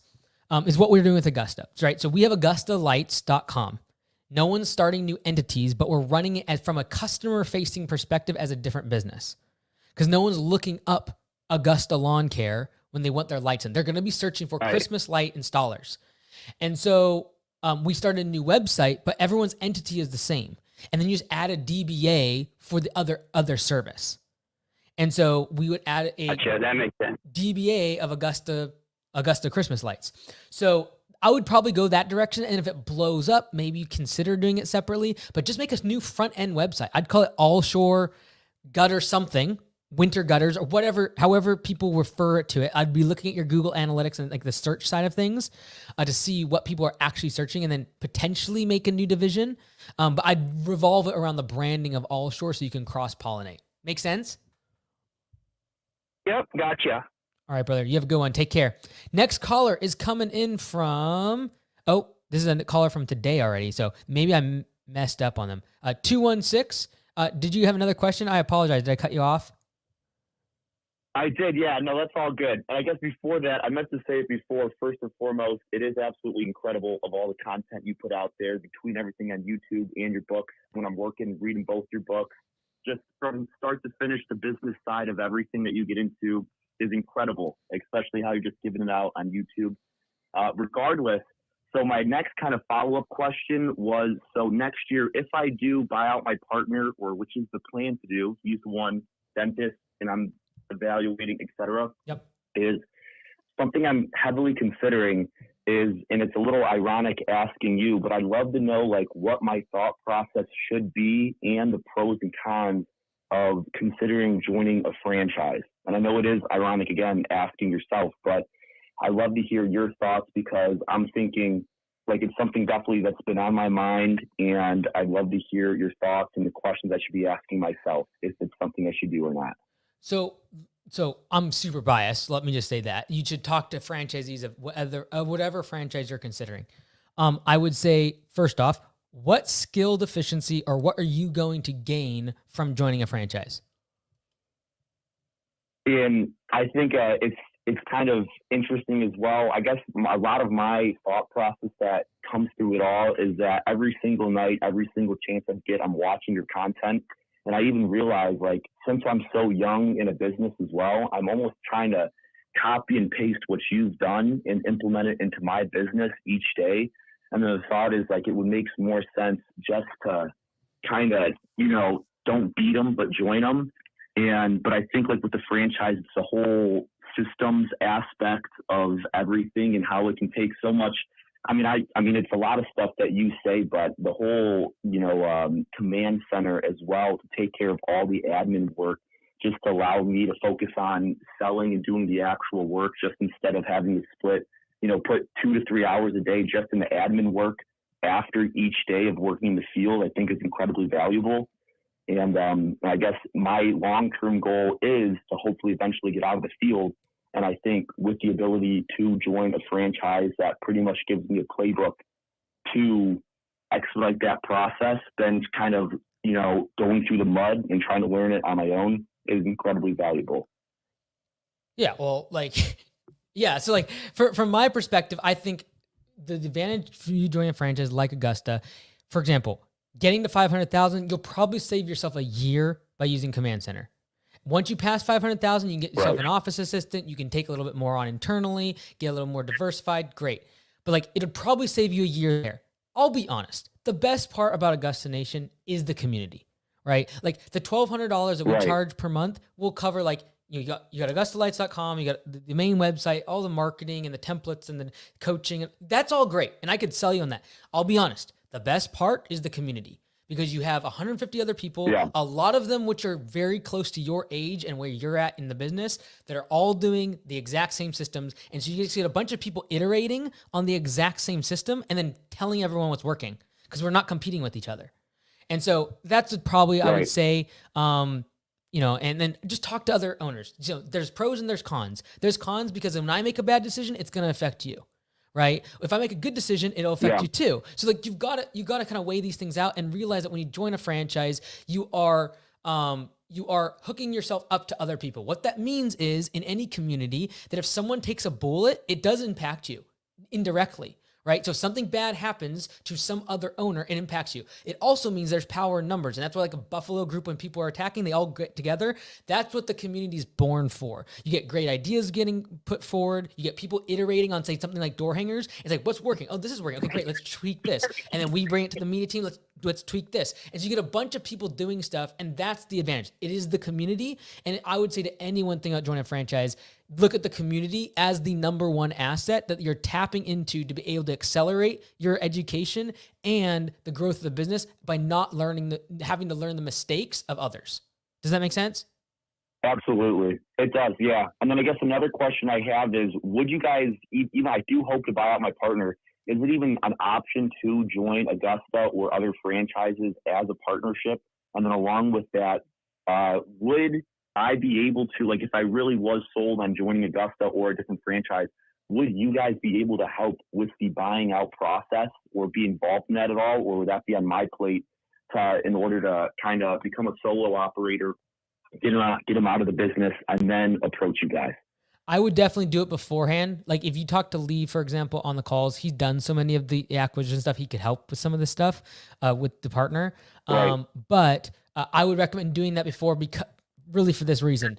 You're going to get a franchise license that will increase the valuation of the business. Then you got to bring that into the valuation with your partner. I think if I was you, I'd be waiting as long as possible before he leaves, knowing you have all the cards, because he's not going to be able to sell his 50% to anyone else.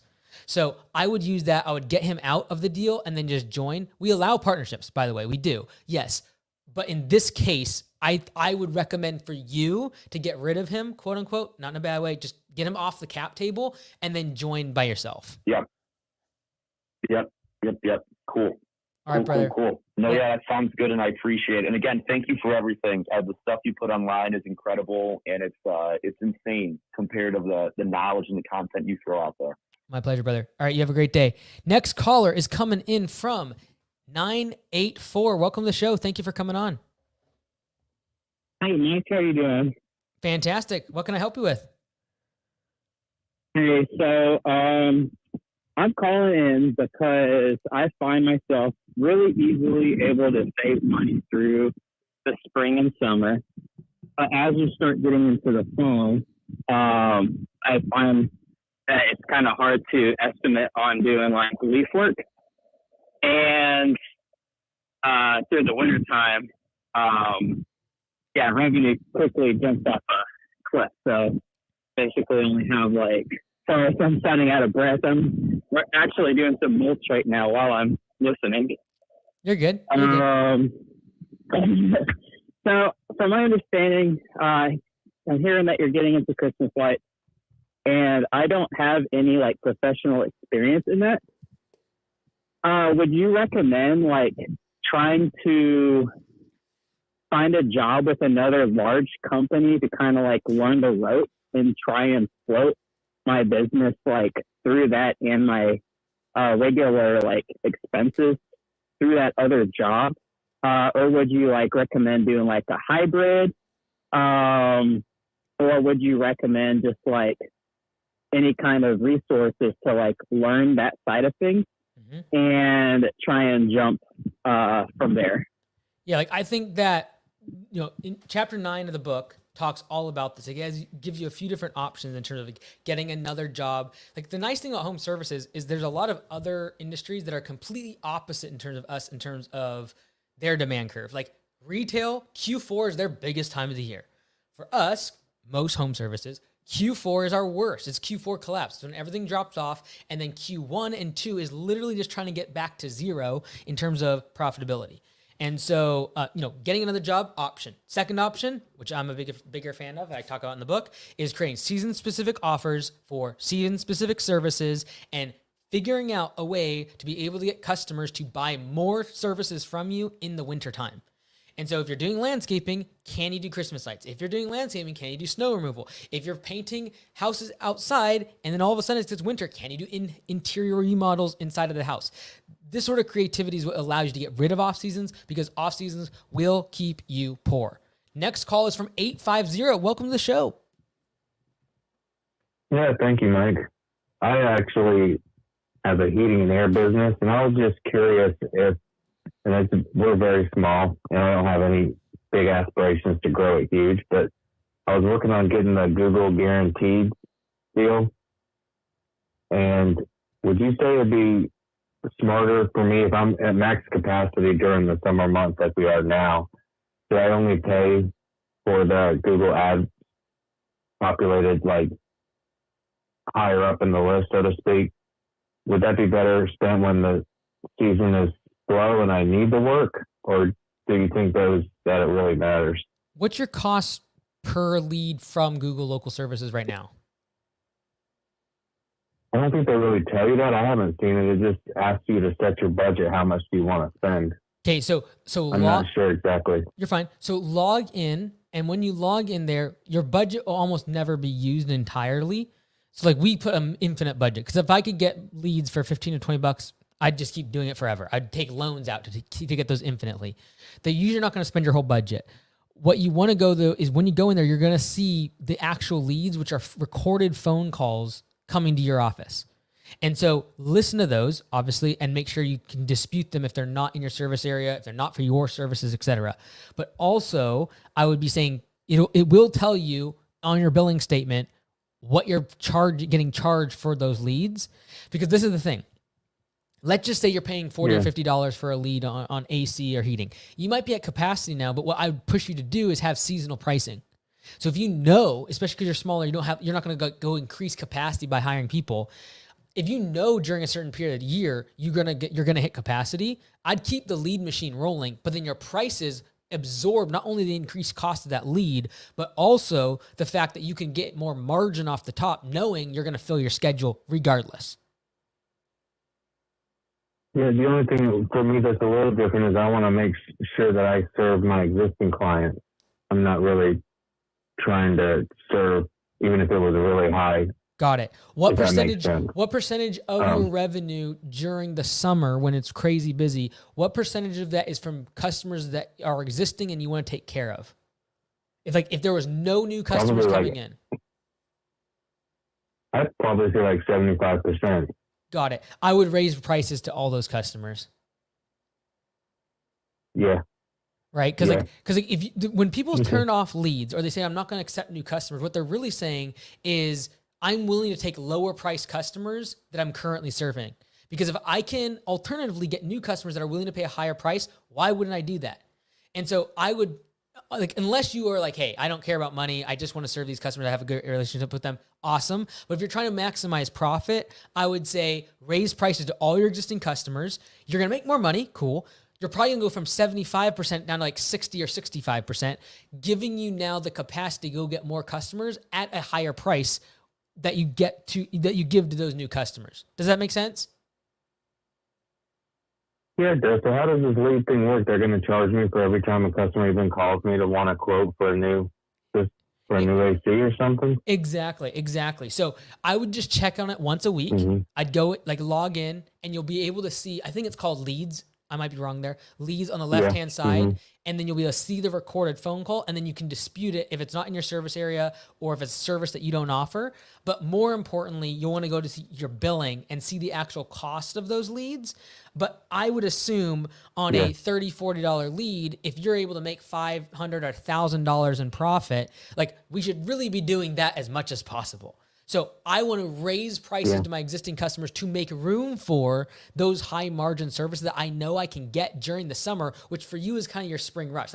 Everyone's lining up. You want to take advantage of that by giving yourself enough room of capacity to serve the new customer because they're willing to pay more. And if you're like, well, I just think you could probably raise prices significantly, make more profit, and then be able to keep the leads flowing in. Yeah, there's just no guarantee that this person, maybe they think my price would be astronomical if they just got the lead off Google, so True. I see what you mean now. True. And this is the thing, when those leads are pouring in, they're also pouring in for all your competition. It's go time. No one can get in. Everyone is thinking what you've thought in the past, which is I'm not taking new customers. And so they are now less price sensitive. They also have the biggest pain. It's crazy hot in their house. And so, I think you want to take advantage of the person when they're in the most pain. Your customer acquisition costs will be the lowest. It's easiest to get the customer because everyone else is closing down their doors and they're at capacity. And that's the time to be it's go time, right? So to be stopping leads during that time, you're leaving a lot of money on the table. Mm-hmm. You think the leads are going to be helpful when I do want the work though in the off season, or is it going to kind of be different? Well, I don't know Google Local Services specifically. I don't know how many leads you will get because that's they do it differently. Yeah. Because they have to distribute between multiple contractors on the platform. But you're doing the right thing. You're in the system now. Now, over the next few weeks, you'll see, do you get 1? Do you get 2? Do you get 3? But I can promise you're not going to get 50. You're just not. You won't. Okay. And so I just monitor it, see whether or not you can take more on, and then adjust the budget if needs be. Next caller is coming in 412. Welcome to the show. Thank you for coming on. Hi, Mike. How are you? Fantastic. What can I help with? Hi. So I just graduated high school this past year, and I've been running a landscape side gig. I'm currently doing about 40 yards right now every about 2 weeks just because it's so dry during the summer. But I want to know the steps I should take to go legit because it's just been a side gig for mostly cash all the time. Okay, cool. What do you think legit looks like? What would the steps be for you? Licensed, insured, et cetera? Yes, sir. And then, and growing employees, trucks, the whole 9 yards. Cool. So what can I help with? Because it sounds like you kind of know what needs to be done. Well, I'm looking for really suggestions, like when should I start hiring employees? When should I start getting my licenses, insurance? When all should I start beginning that? Yeah, so like your first employee is going to come when you have so much work you can't get done by yourself, right? The things that you want to get set up right now are the basics to be able to set the foundation for growth. Licensing, insurance, it's going to cost you all of a couple $100. I'd then be figuring out, how do I get more leads? Because if you look at the 4L framework, which we talked about before, you have liquidity. So like, do you have enough capital? Great. Let's assume we have a little bit of money set aside. The next thing we need is leads, right? And so I'd be going out and figuring out, how do you get more leads? Well, how do you get more leads? If you have enough money, get a website. Next, it's like, okay, door hangers, Facebook ads, Google ads. It's like, figure out which one's working so that when we get more capital down the road, when we get more liquidity, we can pump it into the correct lead channel. And so I'd be focusing, if I was you, on figuring out your customer acquisition cost. So in the future, you know exactly how much you have to spend in order to get one new customer. And I'd be testing on Google ads. Okay. I'd be testing on Facebook. I'd be testing on yard signs. I'd be testing on door hangers, every door direct mail. I'd be posting on Facebook groups locally. I'd be doing everything and anything to simply test every single marketing channel so you know what your customer acquisition cost is per channel. I gotcha. So I've done almost no advertising. All my clients I've gotten are from word of mouth and then knocking on my 2 next door neighbors. That's about it. So I think I'm doing something right if I got the phone ringing off the hook for people calling, hearing good things about me. Absolutely. And like, the bottom line is, what got you here will not get you to where you want to go. And so what got you from 0 to 40 might have been like just word of mouth, people talking about you, etc. And yes, you could stay on that path and probably grow a big business over the course of 20 years. If you want to do it in 5 or 6, you're going to have to likely use a different way of growth. And it's going to be usually in the form of marketing and advertising. And so I'd be putting as much money as possible into that, because that's what's going to unlock, when do I get the next truck? When do I get the next employee? That's all going to come from simply having so many leads you can't do the work yourself. Next caller's from 760. Welcome to the show. Thank you for coming on. Hello, Mike. Thank you very much for what you do. We really appreciate it. My pleasure. I'm in the junk hauling business. Okay. I'm in the junk hauling business, and I'm in North San Diego County, heavily saturated. Yep. In fact, I have 3 junk haulers on my street.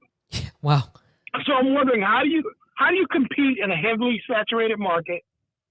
And because like what I found is, no matter what I do, I just change my name of the company to Cheap Junk Removal to compete with, say, Junk King or Got Junk, so it sounds more appealing. And I'm working with yard signs. What else can I do to compete in such a saturated market? Great, cool. Real quick, just for me to confirm, did you say, what's the new name of the business? Is it Cheap Junk Removal? Yes. In fact, my website I just built 2 days ago is Junk Remove Cheap. Okay. So I got to get some Google hits on that. And I did it through GoDaddy. So I don't know how to get Google to rate it. Yeah. Okay. So here's what, let's step back for a second. So when you look at the 3 guys on your street that are hauling junk, what makes you different than them? If I asked you, like, why should I hire you instead of them? What would you say? Primarily what I've been focusing on is price. I'm 54, so I'm retired from my primary job. Okay. So I can work at a cheaper rate. That's not my goal, but that's how I was gaining customers. I got you. Okay. So what I would recommend is, over the course of time, this is not an instant thing, is to try to remove yourself from being the low-cost provider. That is a volume game, which will require, it's possible, but it will require massive amounts of labor. It'll also require you'll have to win the game of efficiency and logistics if you're going to win in junk removal on price. And so if your goal is not to have a ton of employees and a massive amount of software for logistics and competing on price, I would strongly recommend to create a brand instead of being the cheapest, and definitely the name being Cheap Junk Removal.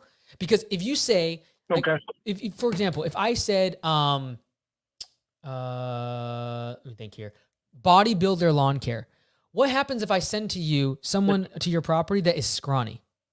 The brand just got broken. Correct. And the problem with having literally the name of your business being Cheap Junk Removal is the moment you aren't the cheapest, you've broken the brand for that customer. And so the only way to win is to be the low-cost provider. And the only way to win as a low-cost provider is massive scale, infrastructure, and software. And so I would say if you're like, hey, I want to be doing this, I enjoy it, I'm retired, I maybe have 1 or 2 helpers, like I'm keeping it that size, I would lean into what makes you different outside of price. And that's much more difficult because now you're selling on value instead of price. Okay. So whether that be you answer the phone immediately, whether it be you have instant pricing on your website, whether it be the fact that your website is super easy to navigate, super easy to ask for questions, you get pricing immediately and can check out. Like I would focus on those things because to the right customer, they will pay twice as much for junk removal if you solve the value equation instead of the price equation. Because the person you're going after right now is also going to be the person that complains the most, expects the most, is the worst customer. If you want to go after people that have high net worth, high value, they don't even look at the invoice. They are not looking for the cheapest price. They're looking for, when I go to their website, is it easy to just check out? When I ask for them, do they get here quickly? Do they show up? Are they professional? Are they uniformed? I think you have the potential, especially as an owner operator, to be doing the latter, uniformed, having the personal connection, all of those aspects. That's just a much more difficult game to play because the value and price equation is essentially if price is lower than value, the transaction goes through. You've been focused on lowering price in order for it to go through. And now I'm pushing you. It's probably a 12 to 24 month game is increase your value. Okay. Does that make sense? So I would change logo. I would change. Yes, it does. So I would change logo. I would change business name. I would recommend that. I'd strongly recommend it because it doesn't sound like your goals are to become this massive conglomerate that competes on 2 to 3% profit margins.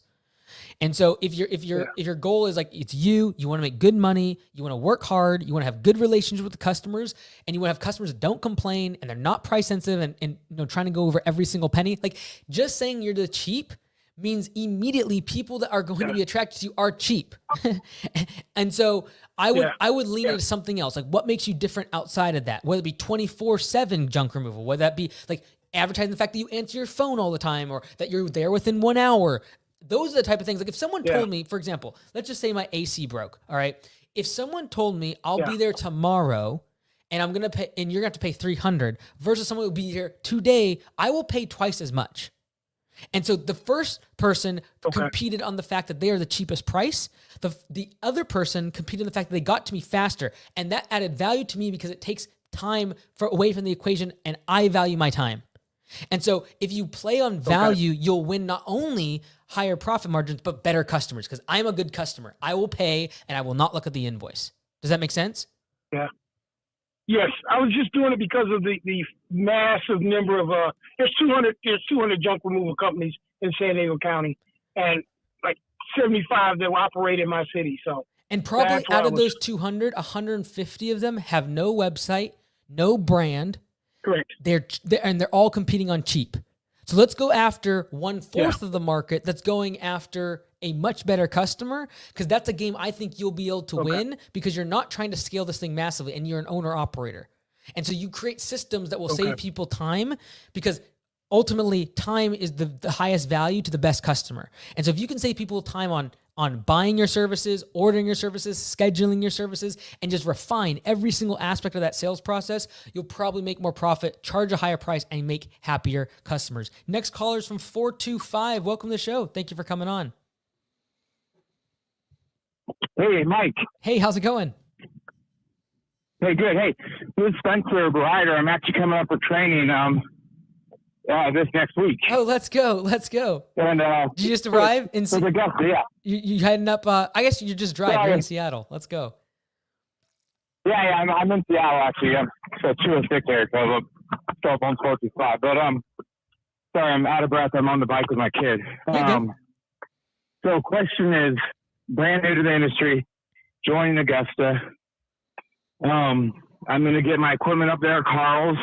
I'm going to get my truck wrapped up there at Shazam. Yep.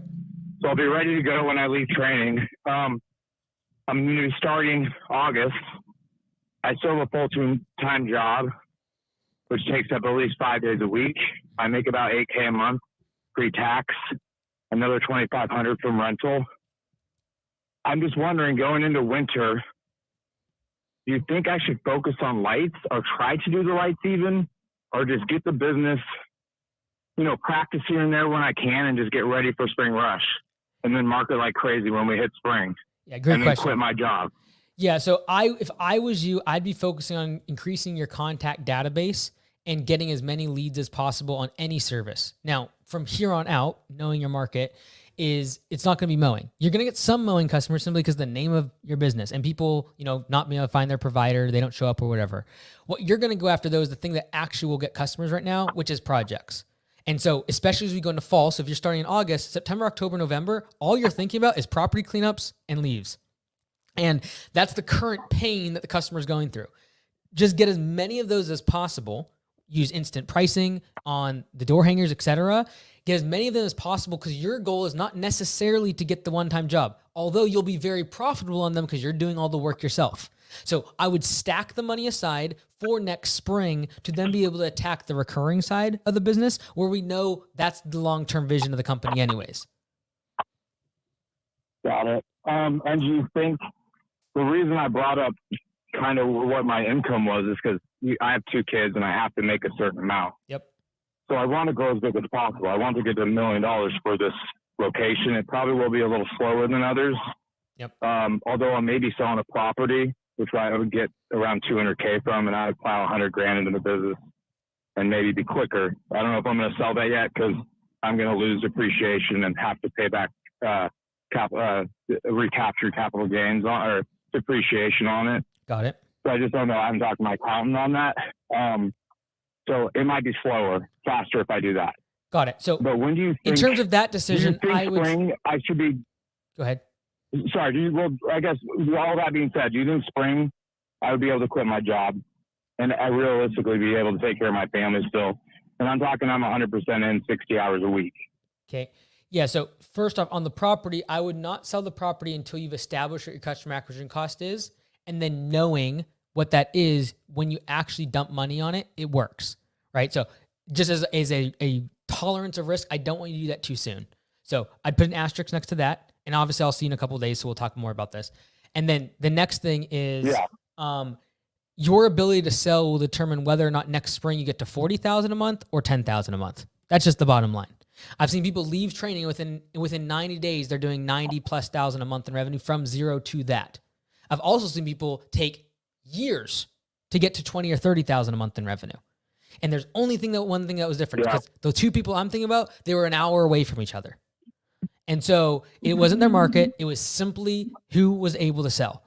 And so we'll talk a lot about this coming week, but it is a matter of like your ability to sell and your ability to grind and the ability to be like increase your close ratio from like, say, the difference between the exponential change of going from 30% close ratio to 80% close ratio in your first 12 to 24 months compounds massively.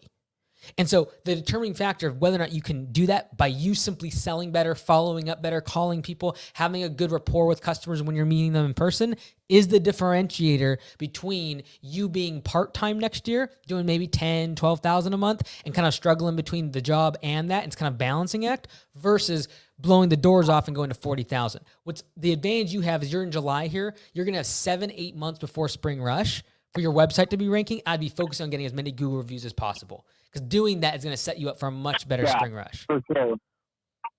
So you really think it's kind of a play it by ear during spring rush, and when I start getting crazy, then leave the job. Personally, on your coaching calls, you'll probably know the answer to this by November based upon how you do in the leaf season. If you're able to get to 10, 20,000 a month in revenue just by doing leaves and no recurring work, I have a better answer for you. You're going to get to 40 or 50 next spring. But if you're like 2, 3, 4,000 and you're really struggling on getting estimates priced correctly, you're really struggling in your close ratio, now we have a different conversation of do we have to do this part-time next year? Okay. So I have a feeling I know which way to go based upon our conversation, but I'll talk to you next week. Looking forward to having you up here, and welcome to Augusta. All right, next call is from 613. Welcome to the show. Thank you for coming on. Hi, Mike. How you doing? Fantastic. What can I help with? Yeah, man. Well, first of all, I just wanted to thank you for everything you've done in the industry. You've really helped me out and plenty of others. So yeah, but just wanted to ask you, how do you wanted some help with, and I wondered how you would recommend dealing with stress and overwhelm in the day-to-day business there. I own a landscaping business, and specifically, I'm a solo operator with no employees there. So. Okay. And so what sort of stress right now are you feeling? Yeah. Well, it's really, really a lot. Like, it's hard to, right now I'm at the point pretty much where it's like hard to like get up in the morning, but to be more specific, it's like, stress in terms of like scheduling, having to schedule my clients properly and make sure that I'm following up with them. Like burnout for sure. Burnout's a huge one. Being a solo operator, again with no employees. Yep. Yeah. Like at your stage, from 0 to 200,000 as a solo operator, the stress typically is mostly incurred from a physical standpoint because you're doing all the work yourself. And so really what you want to come to terms of, like, what type of stress do you want to deal with? Because you're going to be stressed out as a business owner. It is, what type of stress do you want? From 0 to 200,000, it's going to be mostly physical stress. From 200,000 to 800,000, it switches to financial stress because you're no longer making 50, 60, 70% profit margins. You're making like 10 to 20% because you have to hire people and get a shop space and get more trucks and you have more overhead. And so it's going to always be stressful. And so the thing that I actually go back to is not the stress itself, but why do you wake up? Because like, I know it's difficult, I know it's hard, but like, why is it that you actually end up waking up eventually? Right. Like, is it family? Are you trying to provide? Is it a goal you're going towards? Are you trying to dig yourself out of a hole? Like, what's the actual motivation for you to actually get out of bed? Because you are doing it now. Yeah. It's I guess it's a good question, and I think I'm slowly starting to figure out that meaning. Mm-hmm. I don't know. It's hard for me. Like I know that like I'm creating something that's much bigger than myself, and I know that I'm definitely somebody that does not like working for somebody else, and I much prefer creating for other people and helping out other people, and just helping out people that clearly either do not want to do their own landscaping or like, let's say they're older, right? And they're like, let's say elderly for maybe hopefully that's a better word. And they just can't do it anymore. So that's definitely one reason for sure. But definitely in future reference, I don't have a family at the moment, like a wife or kids, but yeah, for the future, I definitely want to be able to create for them and have that sort of lifestyle that would be beneficial for that, and just have that. Because I don't have too much family right now that in the main family that has a small business. So I want to have that type of, sort of memory to live on for sure. And it definitely feels like I'm in this like pit right now, but I know there's something that's going to be built out of it. If that makes sense. What does better look like for you? Like, so if things work out, like, is it a bigger business? Is it you not having to be in the field? Like, what do you expect it to look like? Yeah. Better definitely looks like,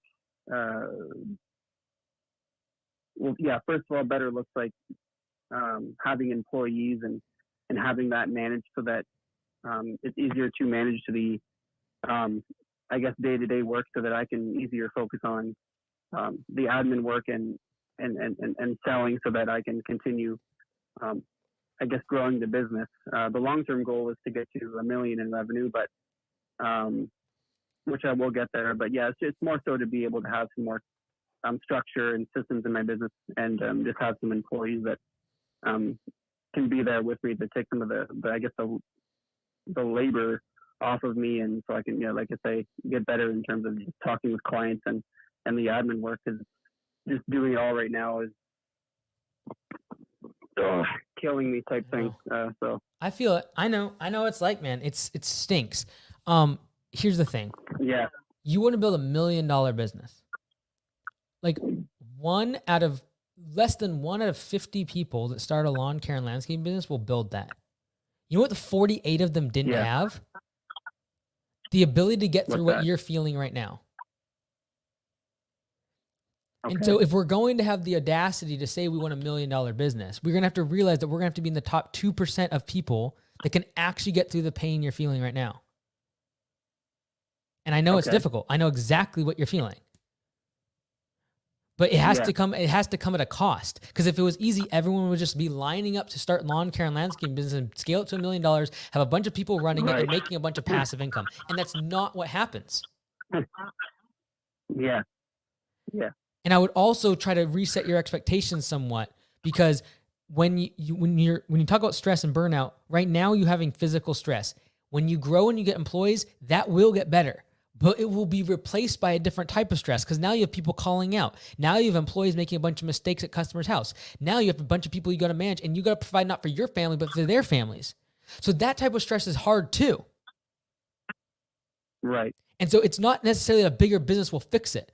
It is simply that you are right now looking on the other side of the fence and saying, I would prefer the stress that's over there. Be careful, because that's also going to be hard. And so what I would encourage you, because if I would have known this before, it would have been easier. It's like, come to grips with the fact that it's going to be stressful, and then ask yourself whether or not you're willing to pay the price required to get the $1 million business. Because less than 2% of people in our industry are willing to get through the pain you're feeling right now. And that's why they quit. Okay, gotcha. So I wish you all the best. I know where you're at. It stinks. It's hell, and you don't see a lot of the fruits of the return. I would say the one thing that helps sometimes is raising prices, because it gives at least a little bit more of a meat on the bone and a little bit more comfort in terms of the ability to take a weekend off, the ability to do a little something on the weekend, or have a little bit of pleasure in life. I would raise your prices. That's always the short-term fix. But in the long term, if you're trying to build $1 million business, expect it to be painful. It's going to stink. And then if that's the expectation, anything less than that, you're like, fantastic. It's not so bad today. But it's just going to be hell. And then for people that are like, oh, I want a franchise, I want to have $10 million or $100 million business. It's like, realize the pain required, because the percentage of people that are willing to be able to sacrifice and be able to get that level is so minuscule. You will have to sacrifice time with family. You have to sacrifice your energy. You have to sacrifice things that you love in order to be able to do that, because that's why 95% of people, 99% of people don't ever attain the goal that you have as what you've put on a pedestal that you want. Big dreams will require big sacrifices. Next caller is from 512. Welcome to the show. Hey, Mike. Question. I read your book, P for P. Thanks for writing it. It's been very helpful. And I implemented Pay for Performance in my business this year. And I'm noticing that if you can, a crew member can get much more performance dollars if it's a one-man crew versus if it's a two-man crew. Correct. And that's normal, correct? Because there's basically half the windshield time on a two-man crew. Yep. Okay. And so I will probably get a second truck probably next year. I'll stop you there for just a second. I'll add a little clarity there. So the reason that happens is two things. Yeah. One, if you have two people, you're going to get more jobs done in the day. If you get more jobs in the day, that means there's two things that are problematic. One, more miles driven, so more windshield time. Secondly, is more ins and outs of the truck, like starting and stopping. Starting and stopping crushes our industry in terms of efficiency. So every single time they stop the truck, have to get out. Every time they finish up and have to wrap up and get back in the truck. When you have two people, they're never going to finish at the exact same time. There's always going to be some margin of difference there. So that's why you see that massive change in efficiency scores when you go from 2 or 3 people down to 1. So go ahead. I know you know that. Okay. So I'm going to be getting a second truck more likely next year. And so what I do, and let me tell me what you think about this. With a single man crew, I am in your book. You mentioned 33% is kind of the standard, and then up in springtime you bump it up to 40%. What I was thinking of doing was I really like the 36%. At least in my area, maybe my market, it's, Retail kind of starts at $18 an hour, so my base pay is $19 an hour. Okay. So what I was thinking was having single man crews at 36% and then bumping up 2-man crews to 37.5%, maybe 37.7% of the revenue. Is that a reasonable way of looking at things, or am I off on something? Not off. I love the fact that you're doing it and that you've run the math. I would say you could probably try to get to 33% if you raise prices. Because if you raise prices by 10%, you could put it at 33%. They'd make just as much money and you'd make more profit.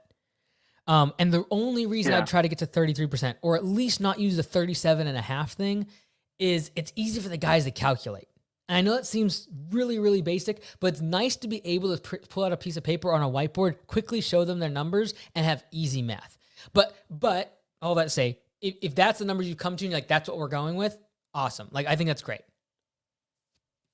Yeah, because I do. I've looked into the P4P, your software. I just currently, because I'm probably going to be under 200K this year. I will be under 200K, maybe 150, 200K, somewhere in there. So I just use Google Sheets. I've kind of created my own thing. It's working out well. And that was just something that I noticed. And I was like, is this normal? So those are the two percentages I was going to go to. And one final quick question. My exit strategy, like 10 years from now, seems to be, it's a lawn care business that I have, is to basically have 3 or 4 locations in the area, have a regional manager over those 4 locations, and then I'm able to sell it. Would you say that, is that an ideal scenario in which to do 10 years of hard work and have some asset that I can actually sell for, $1 million plus in the future? Or is there some other easier strategy, like, I don't know, 2 locations and myself as a general manager of both those locations versus 4 locations with general managers and then a regional manager? Yeah, so like I would watch a couple of my other videos about deciding whether or not you do multiple locations or not. There's diversification benefits of doing more locations. There's less key man risk because you have multiple GMs instead of one. So those are the benefits that you're already thinking of. In terms of valuation, by having a better business that doesn't have key man risk, has distributed management in multiple locations, it increases the valuation, not because multiple locations are better. It's simply because having less key man risk is better for the business. Being closer to your market where there's less waste is better. Being able to pay your guys higher on P4P because you are close to that location is better. And so when you're looking at like a 10-year time horizon to sell, it's like, just make a better business. So always ask yourself, like, is this the right thing for the business? Because if the answer is yes, and it's going to it will increase the valuation. And so because you're optimizing for a sale, that's really what I'd be focused on. And I have several videos about like the calculus that goes in, do I start another location, et cetera. I would say market inside of a territory that's adjacent to yours until you have a full route. Once you've done that, then go break it off as a second location, get yourself a general manager. And the nice thing about having multiple locations is the ability to create a hierarchy and a funnel of talent inside your organization to be able to put them into those places of general management. And so I would just take your best player, groom them over the course of a year to be able to take that location. And when they do, it already has enough customers to keep them busy. So from day one, you can be profitable. Yeah. Okay. Yeah, that's exactly what I was going to do. Okay. All right, Mike. Hey, I appreciate you so much. God bless you. You too. All right. Bye-bye. Next caller is coming in 509. Welcome to the show. Thank you for coming on. Hi, my name is Tim. I'm calling from Spokane, Washington, and I just have a few questions for you. Don't know how much time I have, but just turned 18 years old. Started the business this April. I'm doing about $7,500 to $8,000 a month right now, and I want to rebrand to Augusta Lawn Care next year. So, first question: how much cash do I need to save to join Augusta Lawn Care next year? Cool. Tim, I love you, and I'm not trying to avoid your question. I just don't like to turn these into pitches. So I would really recommend just go to AugustaLawnCareServices.com/franchise. There's a whole bunch of info on there. And then also you can book a call directly with Lee. We do have a couple locations close to you too. So like you could even like work for them for a little bit, or like even just go ask them some questions, and they'd give you a lot of good info too. But just go to that website. It'll give you a lot of details about even like cost, all that good stuff, and then book a call with Lee. Is there anything else I can help you with though? Yeah. So I know you started in Bellevue, Washington, right? And I watched the video about your trucks, the trucks that you purchased, and I'm seeing a lot of two-wheel drive trucks over here. And it snows in the winter, but for 8 to 9 months there's no snow, and it's cheaper to get the two-wheel drives than by 4x4s. What are you thinking should be the better bet, for me to just buy the two-wheel drive trucks for the landscaping crew and just not use them for winter services, or what's your take on that? Hey, look, I like four-wheel drives, especially for landscaping trucks. But if they're just going to mow and they're going to have a ramp rack on them, or like maybe pull a light trailer, two-wheel drive is going to do the trick. If I can save a few $1,000s, I'm usually happier with that. I'm going to wrap the thing the same way. So unless I'm taking it like off-road, or I'm heavy loads, or hauling a big dump trailer, you can usually get it with two-wheel drive. But like, this is very subjective, and I personally like four-wheel drive, but one man's POV. Okay, gotcha. Yeah. Okay, and I do have expenses, right, for winter, and I'm not sure what services to start. You said that you're starting Christmas light installation division. When would I be able to, have access to that and maybe learn from you guys? Because I heard you're doing something of that sort for Augusta Lawn Care as well. Yeah, so all the owners in Augusta, they get Augusta Lights. There's no extra cost to them. We're putting it into the same franchise. So you can't get just the Augusta Lights franchise. It's anyone in Augusta Lawn Care, they also get the Augusta Lights. We've added it in terms of the trademarks and all the rest of it. So there's no extra cost. Anyone inside of Augusta Nation gets both. I think they're very complimentary. I think we can crush it on the light side. And I do believe that, like right now, I think maybe about 28, 29, maybe 30% of our Augusta Nation will do Christmas lights in the winter. I think eventually that'll be like 70, 80%, especially once we get great penetration on the SEO on a national level. But that will take us a year or two. So, because I just think there's so much white space in terms of like nationally installers. There's a lot of good marketing companies that throw up sites, but not a lot of like brand awareness around installers. So that's the reason we're doing it. Next caller is from 337. Welcome to the show. Thanks for coming on. Yeah, this is Patrick Goffney. Hi, Patrick. And, on? Hey man, how you doing? Good. I got a landscape company. Yep. All right, I got a lawn care company called PWG Lawn Care, but it's gonna change to PWG. Up, did I lose you? You might have muted me. Wait, hold on. There we go. Yeah, I'm here. Okay. Yeah, it's going it's called PWG Lawn Care for right now. Okay. But it's going to change to PWG Property Improvements after a while.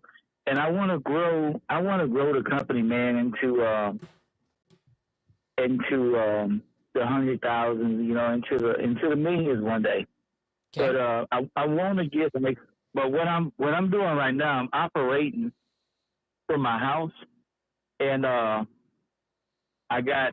have some equipment that I'm borrowing right now because my zero turn is down, so I'm borrowing a zero turn. But I wanna get to HOAs one day, and I want to grow into where I can start doing, I have like customers that I'm doing like 100 some customers. Okay. I want to grow into that, and I want to keep growing. Okay. And I'm operating by myself right now, but I want employees. Okay. And I want to say I have 13 customers right now. Okay.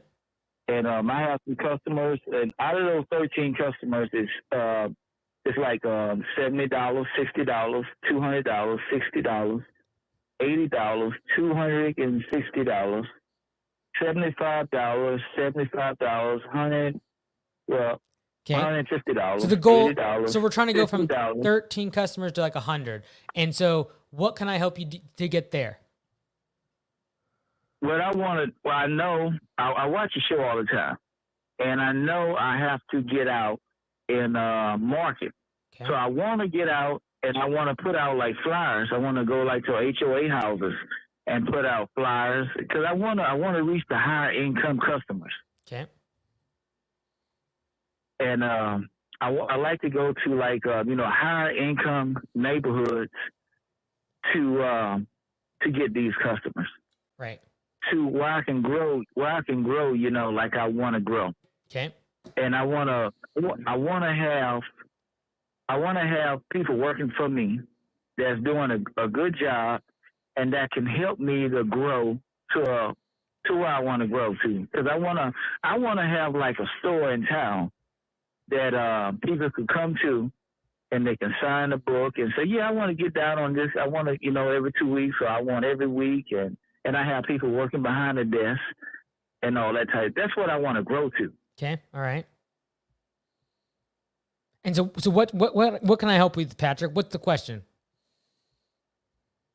Well, I want to know how can I get to that point where I want to get to. Got it. Okay, cool. Yeah, so like the number one thing to be able to grow in general is get an excess of work. In other words, more jobs than you can handle. And so the thing that will separate you from 13 customers to 100 is simply, can you get so many leads that you either A, must raise prices to keep people away, or B, more and more people keep showing up and you go get the truck, you go get another employee, you continue to grow and expand. And so the only thing to think about is getting more customers. In about 5 or 6 weeks, I'm going to have a video. It's going to have 20 different ways to do just that marketing, everywhere from like spending no money all the way to spending significant amounts of capital in terms of marketing. So when that comes out, Patrick, I think that'll be helpful for you. All right, before we head out, that's going to be it for today. I'm going to close out the queue. Oh no, we got one more. All right, last caller coming in hot. From 724. Welcome to the show. Thank you for coming on. Last caller of the day. Hey, Mike. My name is Jacob. I own the Greener Concepts. And so just to kind of keep it brief, we did 2 years and 8 months in currently. Our first year we did 80,000. I was just by myself. Second year we did $250,000. And this year we're on pace to reach around 550 to 600,000. Okay. So I guess my question is, how do I sustain the growth next year I'd like to get to $1 million. And I don't know how to sustain that without running out of cash. Okay. So why would you not just do 800,000 next year? I guess it's probably pride. You just want to go faster. Because you want to go faster. I want to go faster. I want to get to where, I want to get more freedom faster. That way I can focus on more things. Okay. So do you have access to capital, like loans or anything like that? Yeah, it was rough in the beginning, but I just got my first truck in the business this year. But literally everything's in my name. And it was also hard because I'm 23. So like, credit-wise, I couldn't get stuff. But we're at a point now where I can actually get loans and lines of credit if I wanted to. Okay. And so are you asking for permission to get the loans? No, I'm guessing, I guess my question is, what should I be prioritizing at this point and looking to get to $1 million? I know I need to get an ops manager. Okay. I have a guy currently that's working for me that would be interested in position, but as far as building that job, I feel like keeping him, I just worry I'm not going to be able to keep him busy. Okay. And why would you not be able to keep him busy? Because there's not enough work, or because there's not enough things for him to do in ops? I feel like there wouldn't be enough work for him to do in the office, primarily because I'm doing a lot of it. Then if I hire him or if I move him into that position, I guess I'm just getting out of the way and just handling sales. Right, but that's the thing that will unlock the $1 million. Is you focusing on sales only is the difference between next year doing 700,000-800,000 and $1 million. Okay. Like it is a But big you risk, think- and that you're going to have a margin compression because you're going to have to pay this ops person some like their overhead. Yeah. Right. However, the unlock, like the steps up, right? Like you go full time, you make a big step up, and then when you get out of the field, big step up. You just made that this year. Next year, if you want to stay on this trajectory, you go full time sales. Yeah, because we have 4 people, and we did. The other thing is important. You need to talk about Christmas lights, and I actually had a question about that. You know, are you guys keeping the lights, or are you buying the lights, and the customers are keeping them? We keep the lights. Okay.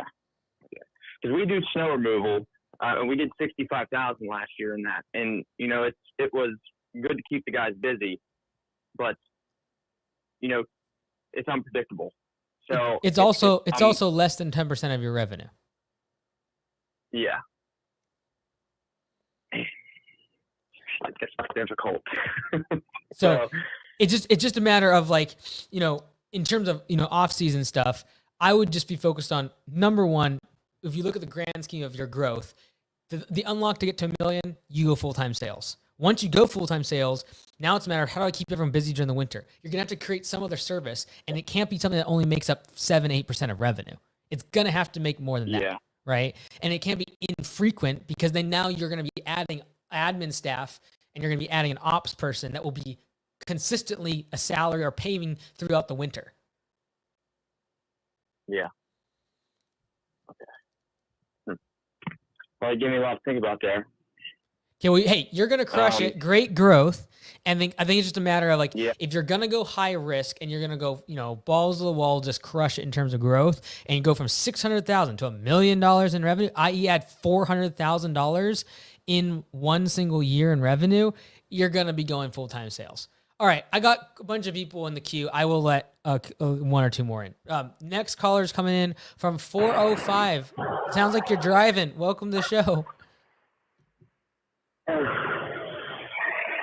Can you hear me? How's it going? Good. Yeah. What's up? Yes, sir.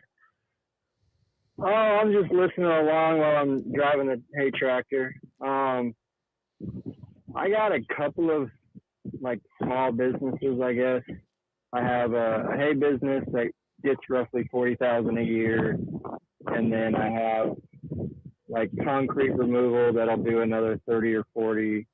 And then we work from Service Master for doing interior demos whenever there's a flood or something, but that's really like sparse, and they paid 60, 70 days later.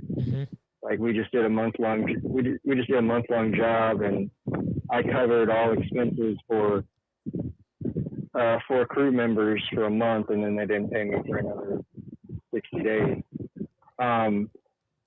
And then I also have like a medical marijuana dispensary, but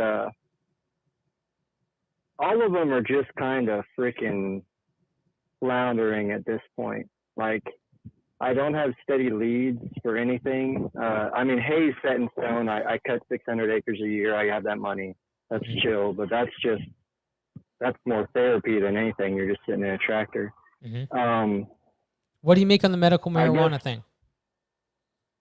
Not shit, man. I'm gonna be dead honest. I'm roughly 20 grand in inventory away from actually being a successful business in that. Right now, we make roughly enough to pay the rent and pay an employee 3 days a week, so I can actually make money elsewhere. So this is the thing. Go ahead. I was gonna say my wife just had a baby like 10 weeks ago, essentially, and she's wanting to jump in at the dispensary just so I can start working. And I guess I'm just looking for a direction on should I just sell my skid steer? Should I sell? I have a property I can sell and make essentially eliminate my debt, but I don't know if I want to sell that property. But at this point, it's looking like I sell the property and all my freaking worries go away, and I can figure out the rest. But I'm just trying to find it's kind of a leads and Band-Aid, trying right? to- Because you don't really want your wife to have to go do that, right? No, I mean, not really. I mean, she wants to, but she also half-heartedly wants to do remote stuff. She just wants to contribute, at least at this point. And not really, if I can eliminate my debt, she doesn't need to, because our bills are freaking like $1,000 a month. How much? How much is the Like, debt? that's not. In total, like with all the other things, it's like $10,000 a month, and that's including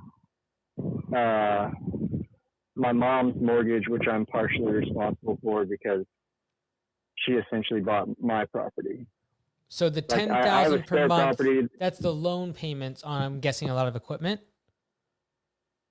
I own all the hay equipment except one tractor for $1,000. Okay. Everything else I own outright, like the skid steer and another like $150,000 in equipment. Okay. Yeah. So like, I think it's chapter 13 in the book says, like the title is you treat your business like a side hustle. And I think that's what's happening. Like, you have 4 different businesses. I'm going to go out on a limb and say, I think the concrete one would be the thing that you could do, because hay is seasonal extremely. The demo, bad payment terms. The medical marijuana is going to be very hard because you just have a lot of competition, a lot of legal stuff, and it's also a constrained business by brick and mortar. So like, could you take the concrete from 30 to 40K? Do you think if you focused just on that, you sold off the equipment, you literally just focused on concrete, do you think you could do 200,000? Yeah. I mean, roughly one concrete job for like 3 hours of just electrical lining through foundations makes $1,800 solo. So, See, yeah, I could right, do that. right now, you're making decent money if you combine all 4 or 5 things. The problem is you have overhead and expenses for all 4 or 5 things. Cut out 3 or 4 of these things, literally flip a coin. I think the concrete's probably the best bet here, and then just go all in on it. Like everything else, if you want to get violent with this, I would literally close the marijuana thing. I'd sell off the hay equipment. I'd get rid of anything related to the demo. It's not like you can go all in on this concrete thing, focus on getting customers, getting more leads, talking to other contractors, getting a subs, getting referrals, like really going after it. And you take that from 30 grand, and now all of a sudden, instead of making 110 grand between all of these things combined, you make 200 grand on focusing on one thing. I think it's very doable. Yeah, I mean, I've talked about this with a guy I do. He does landscaping in backyards and stuff, so I do tear outs for him and stuff. But like, I mean, I've talked with several people, and they keep recommending I start a concrete company. That's one area where I guarantee I could do it. It's just my knowledge based in pouring the concrete is much less than ripping it out. Here's what's crazy is you can learn that really fast. Yeah, no, that's what I was discussing this with the landscape guy the other night. Is like, man, I'm tempted to just find someone that could sit in the store and I just work a concrete job for 6 months and I'd learn everything I needed. I bet in 3 months. If you did 3 months, you already have a lot of the aspects of tearing it out, which in and of itself could be a business. Like, you might just be the concrete demo guy. Yeah. Because sometimes people, when they tear out concrete, they don't want to put new stuff in. They're trying to do a lawn or something else. And you literally you're like Concrete Demo Inc. Yeah. And then if you want to scale it and you get employees, then you start focusing on pouring. Yeah. Yeah, and that's kind of been my biggest hang up is I've been trying to keep this one guy that I've been helping as the skid steer operator, and then I do other stuff. But I mean, there's some weeks where I'm just giving him work and I'm not doing anything type stuff. Right.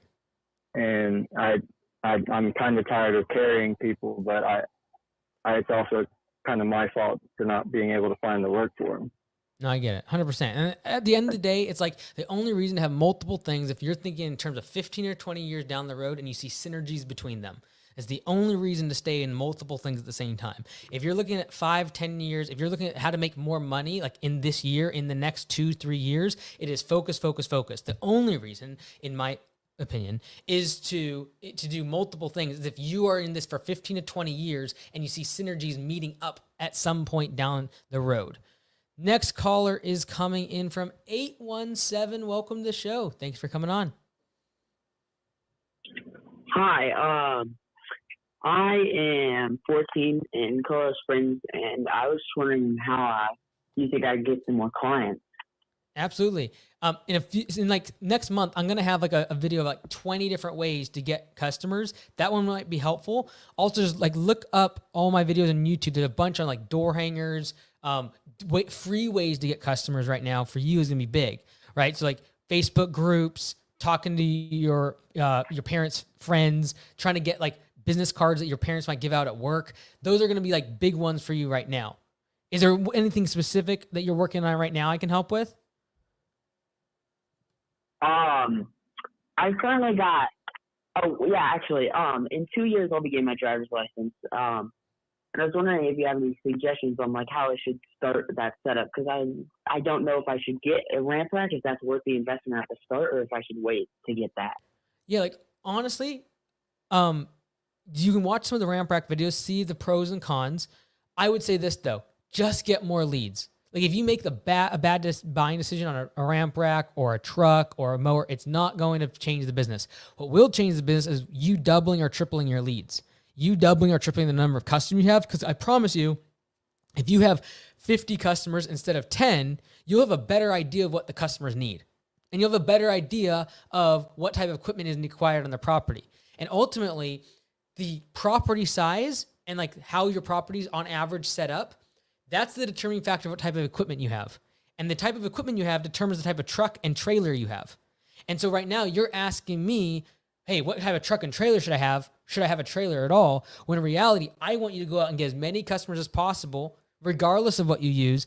Because then when you have 40, 50 customers, you'll know, okay, I can serve 80, 90% of my customers using this piece of equipment.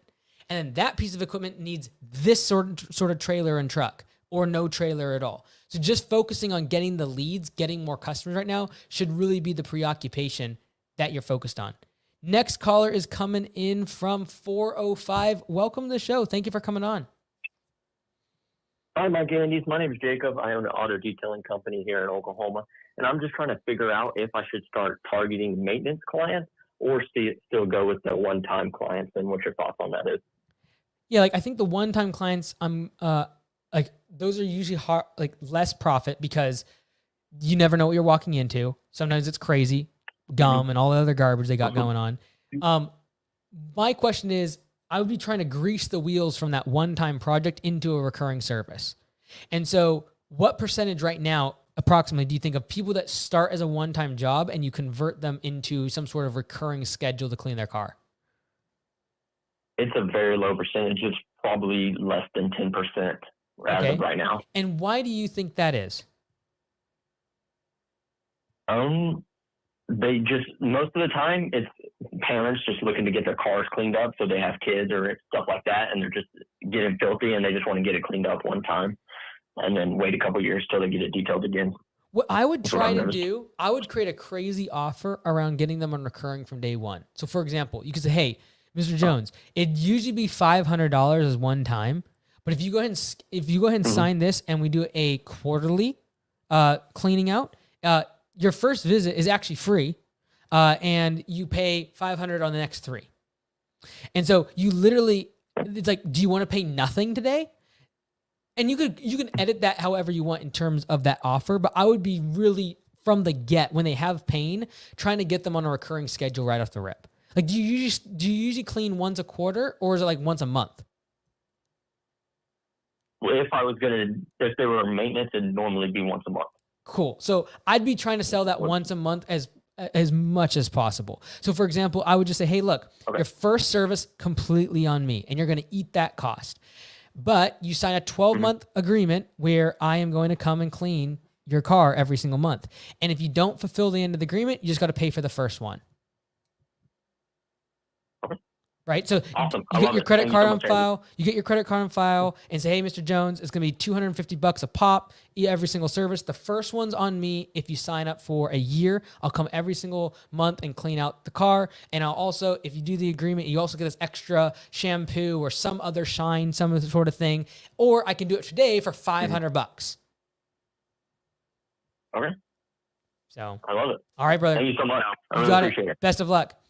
All right, next caller is coming in from 814. Welcome to the show. Thank you for coming on. Yeah, like the new book, Total Business Turnaround. Recommend everyone listening to give it a read. What should a lawn care and snow plowing business that's in the wilderness be focused on as primary focuses this time of year to grow out of the wilderness? Oh, great question. Great question. So, sorry, 1 second. So for the wilderness, for anyone who doesn't know, that's 200,000 to 500,000. At this time of year, I'm assuming your maintenance leads have kind of dried up and it's mostly just projects. Is that right? Still mostly recurring service, though that's dwindling down from new ones and, some just cancel them back. Yeah. So what we want to focus on is what is the demand? What services is currently in demand? And then market to that need. And so if you're trying to get past 500,000 in revenue, I just need jobs on the schedule. And so when it comes to leaf season, I just be pounding marketing as well as upsells on leaf cleanup. Meet the customer where they're at in terms of demand. So if they need a certain service, just go all in on that one thing. And there's going to be some waste. I'd rather you spend the money in spring rush because your customer acquisition cost will be lowest. However, I know we're trying to get past 500,000. And to do that, I also know that there's going to be some waste if we're marketing in areas outside of the spring rush. And I'm okay with that because I just need to get past 500,000 because I know that's when you can then get out of the field and focus on growing the business, sales, ops, and admin. Does that make sense, or what would be the follow-up to that? Yes, it does make sense. I suppose we're on the upward scale of the 500,000, just kind of wanting some key points to things to focus on to continue to grow to get out of the wilderness. So this would be my follow-up then is do you want to grow to 1 million, or is 500,000 to 600,000 kind of your sweet spot, you think? I would like to grow past 1 million. Okay, so then you're going to stay in growth mode. What I was going to say is you might just want to optimize for profit, spend a year, raise prices, and get to 550, 600, be very profitable. If your goal is growth, then it's a matter of we're not in a massive rush this year to get past 500,000, right? I would just simply be focused on next spring rush. You're stacking cash right now.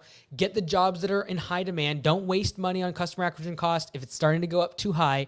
Stack your kind of dry powder for next spring so that you can really grow aggressively.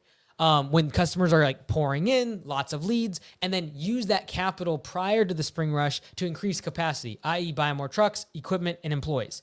And so once you've got ready for spring rush and then you have the dry capital to be able to go spend on marketing during the time when everyone's customer acquisition cost is lowest, then you can jump very fast.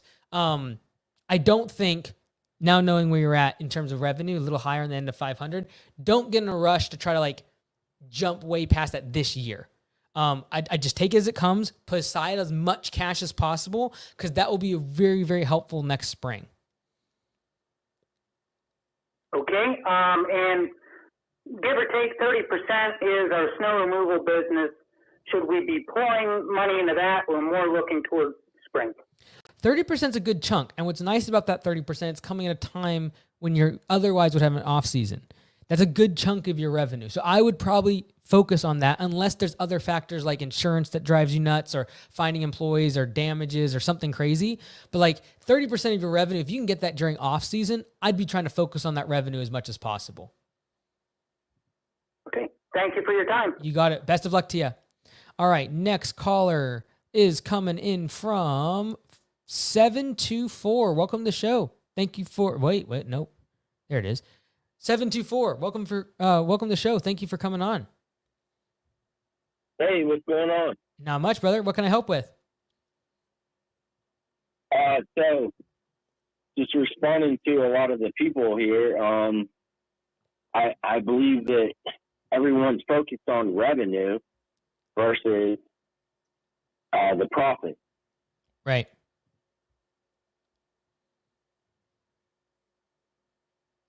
Okay. And so do you currently have a business, and are you trying to focus more on the profit side of things? Yes, sir. So we do 1.5 million every single year, and we started off as a mowing company, and I believe that a lot of guys come in and they focus on that $1 million mark, and it's not as profitable as people think. Right. And so what were kind of things that you did to switch it from being just a bunch of revenue versus profit? What was kind of your focus?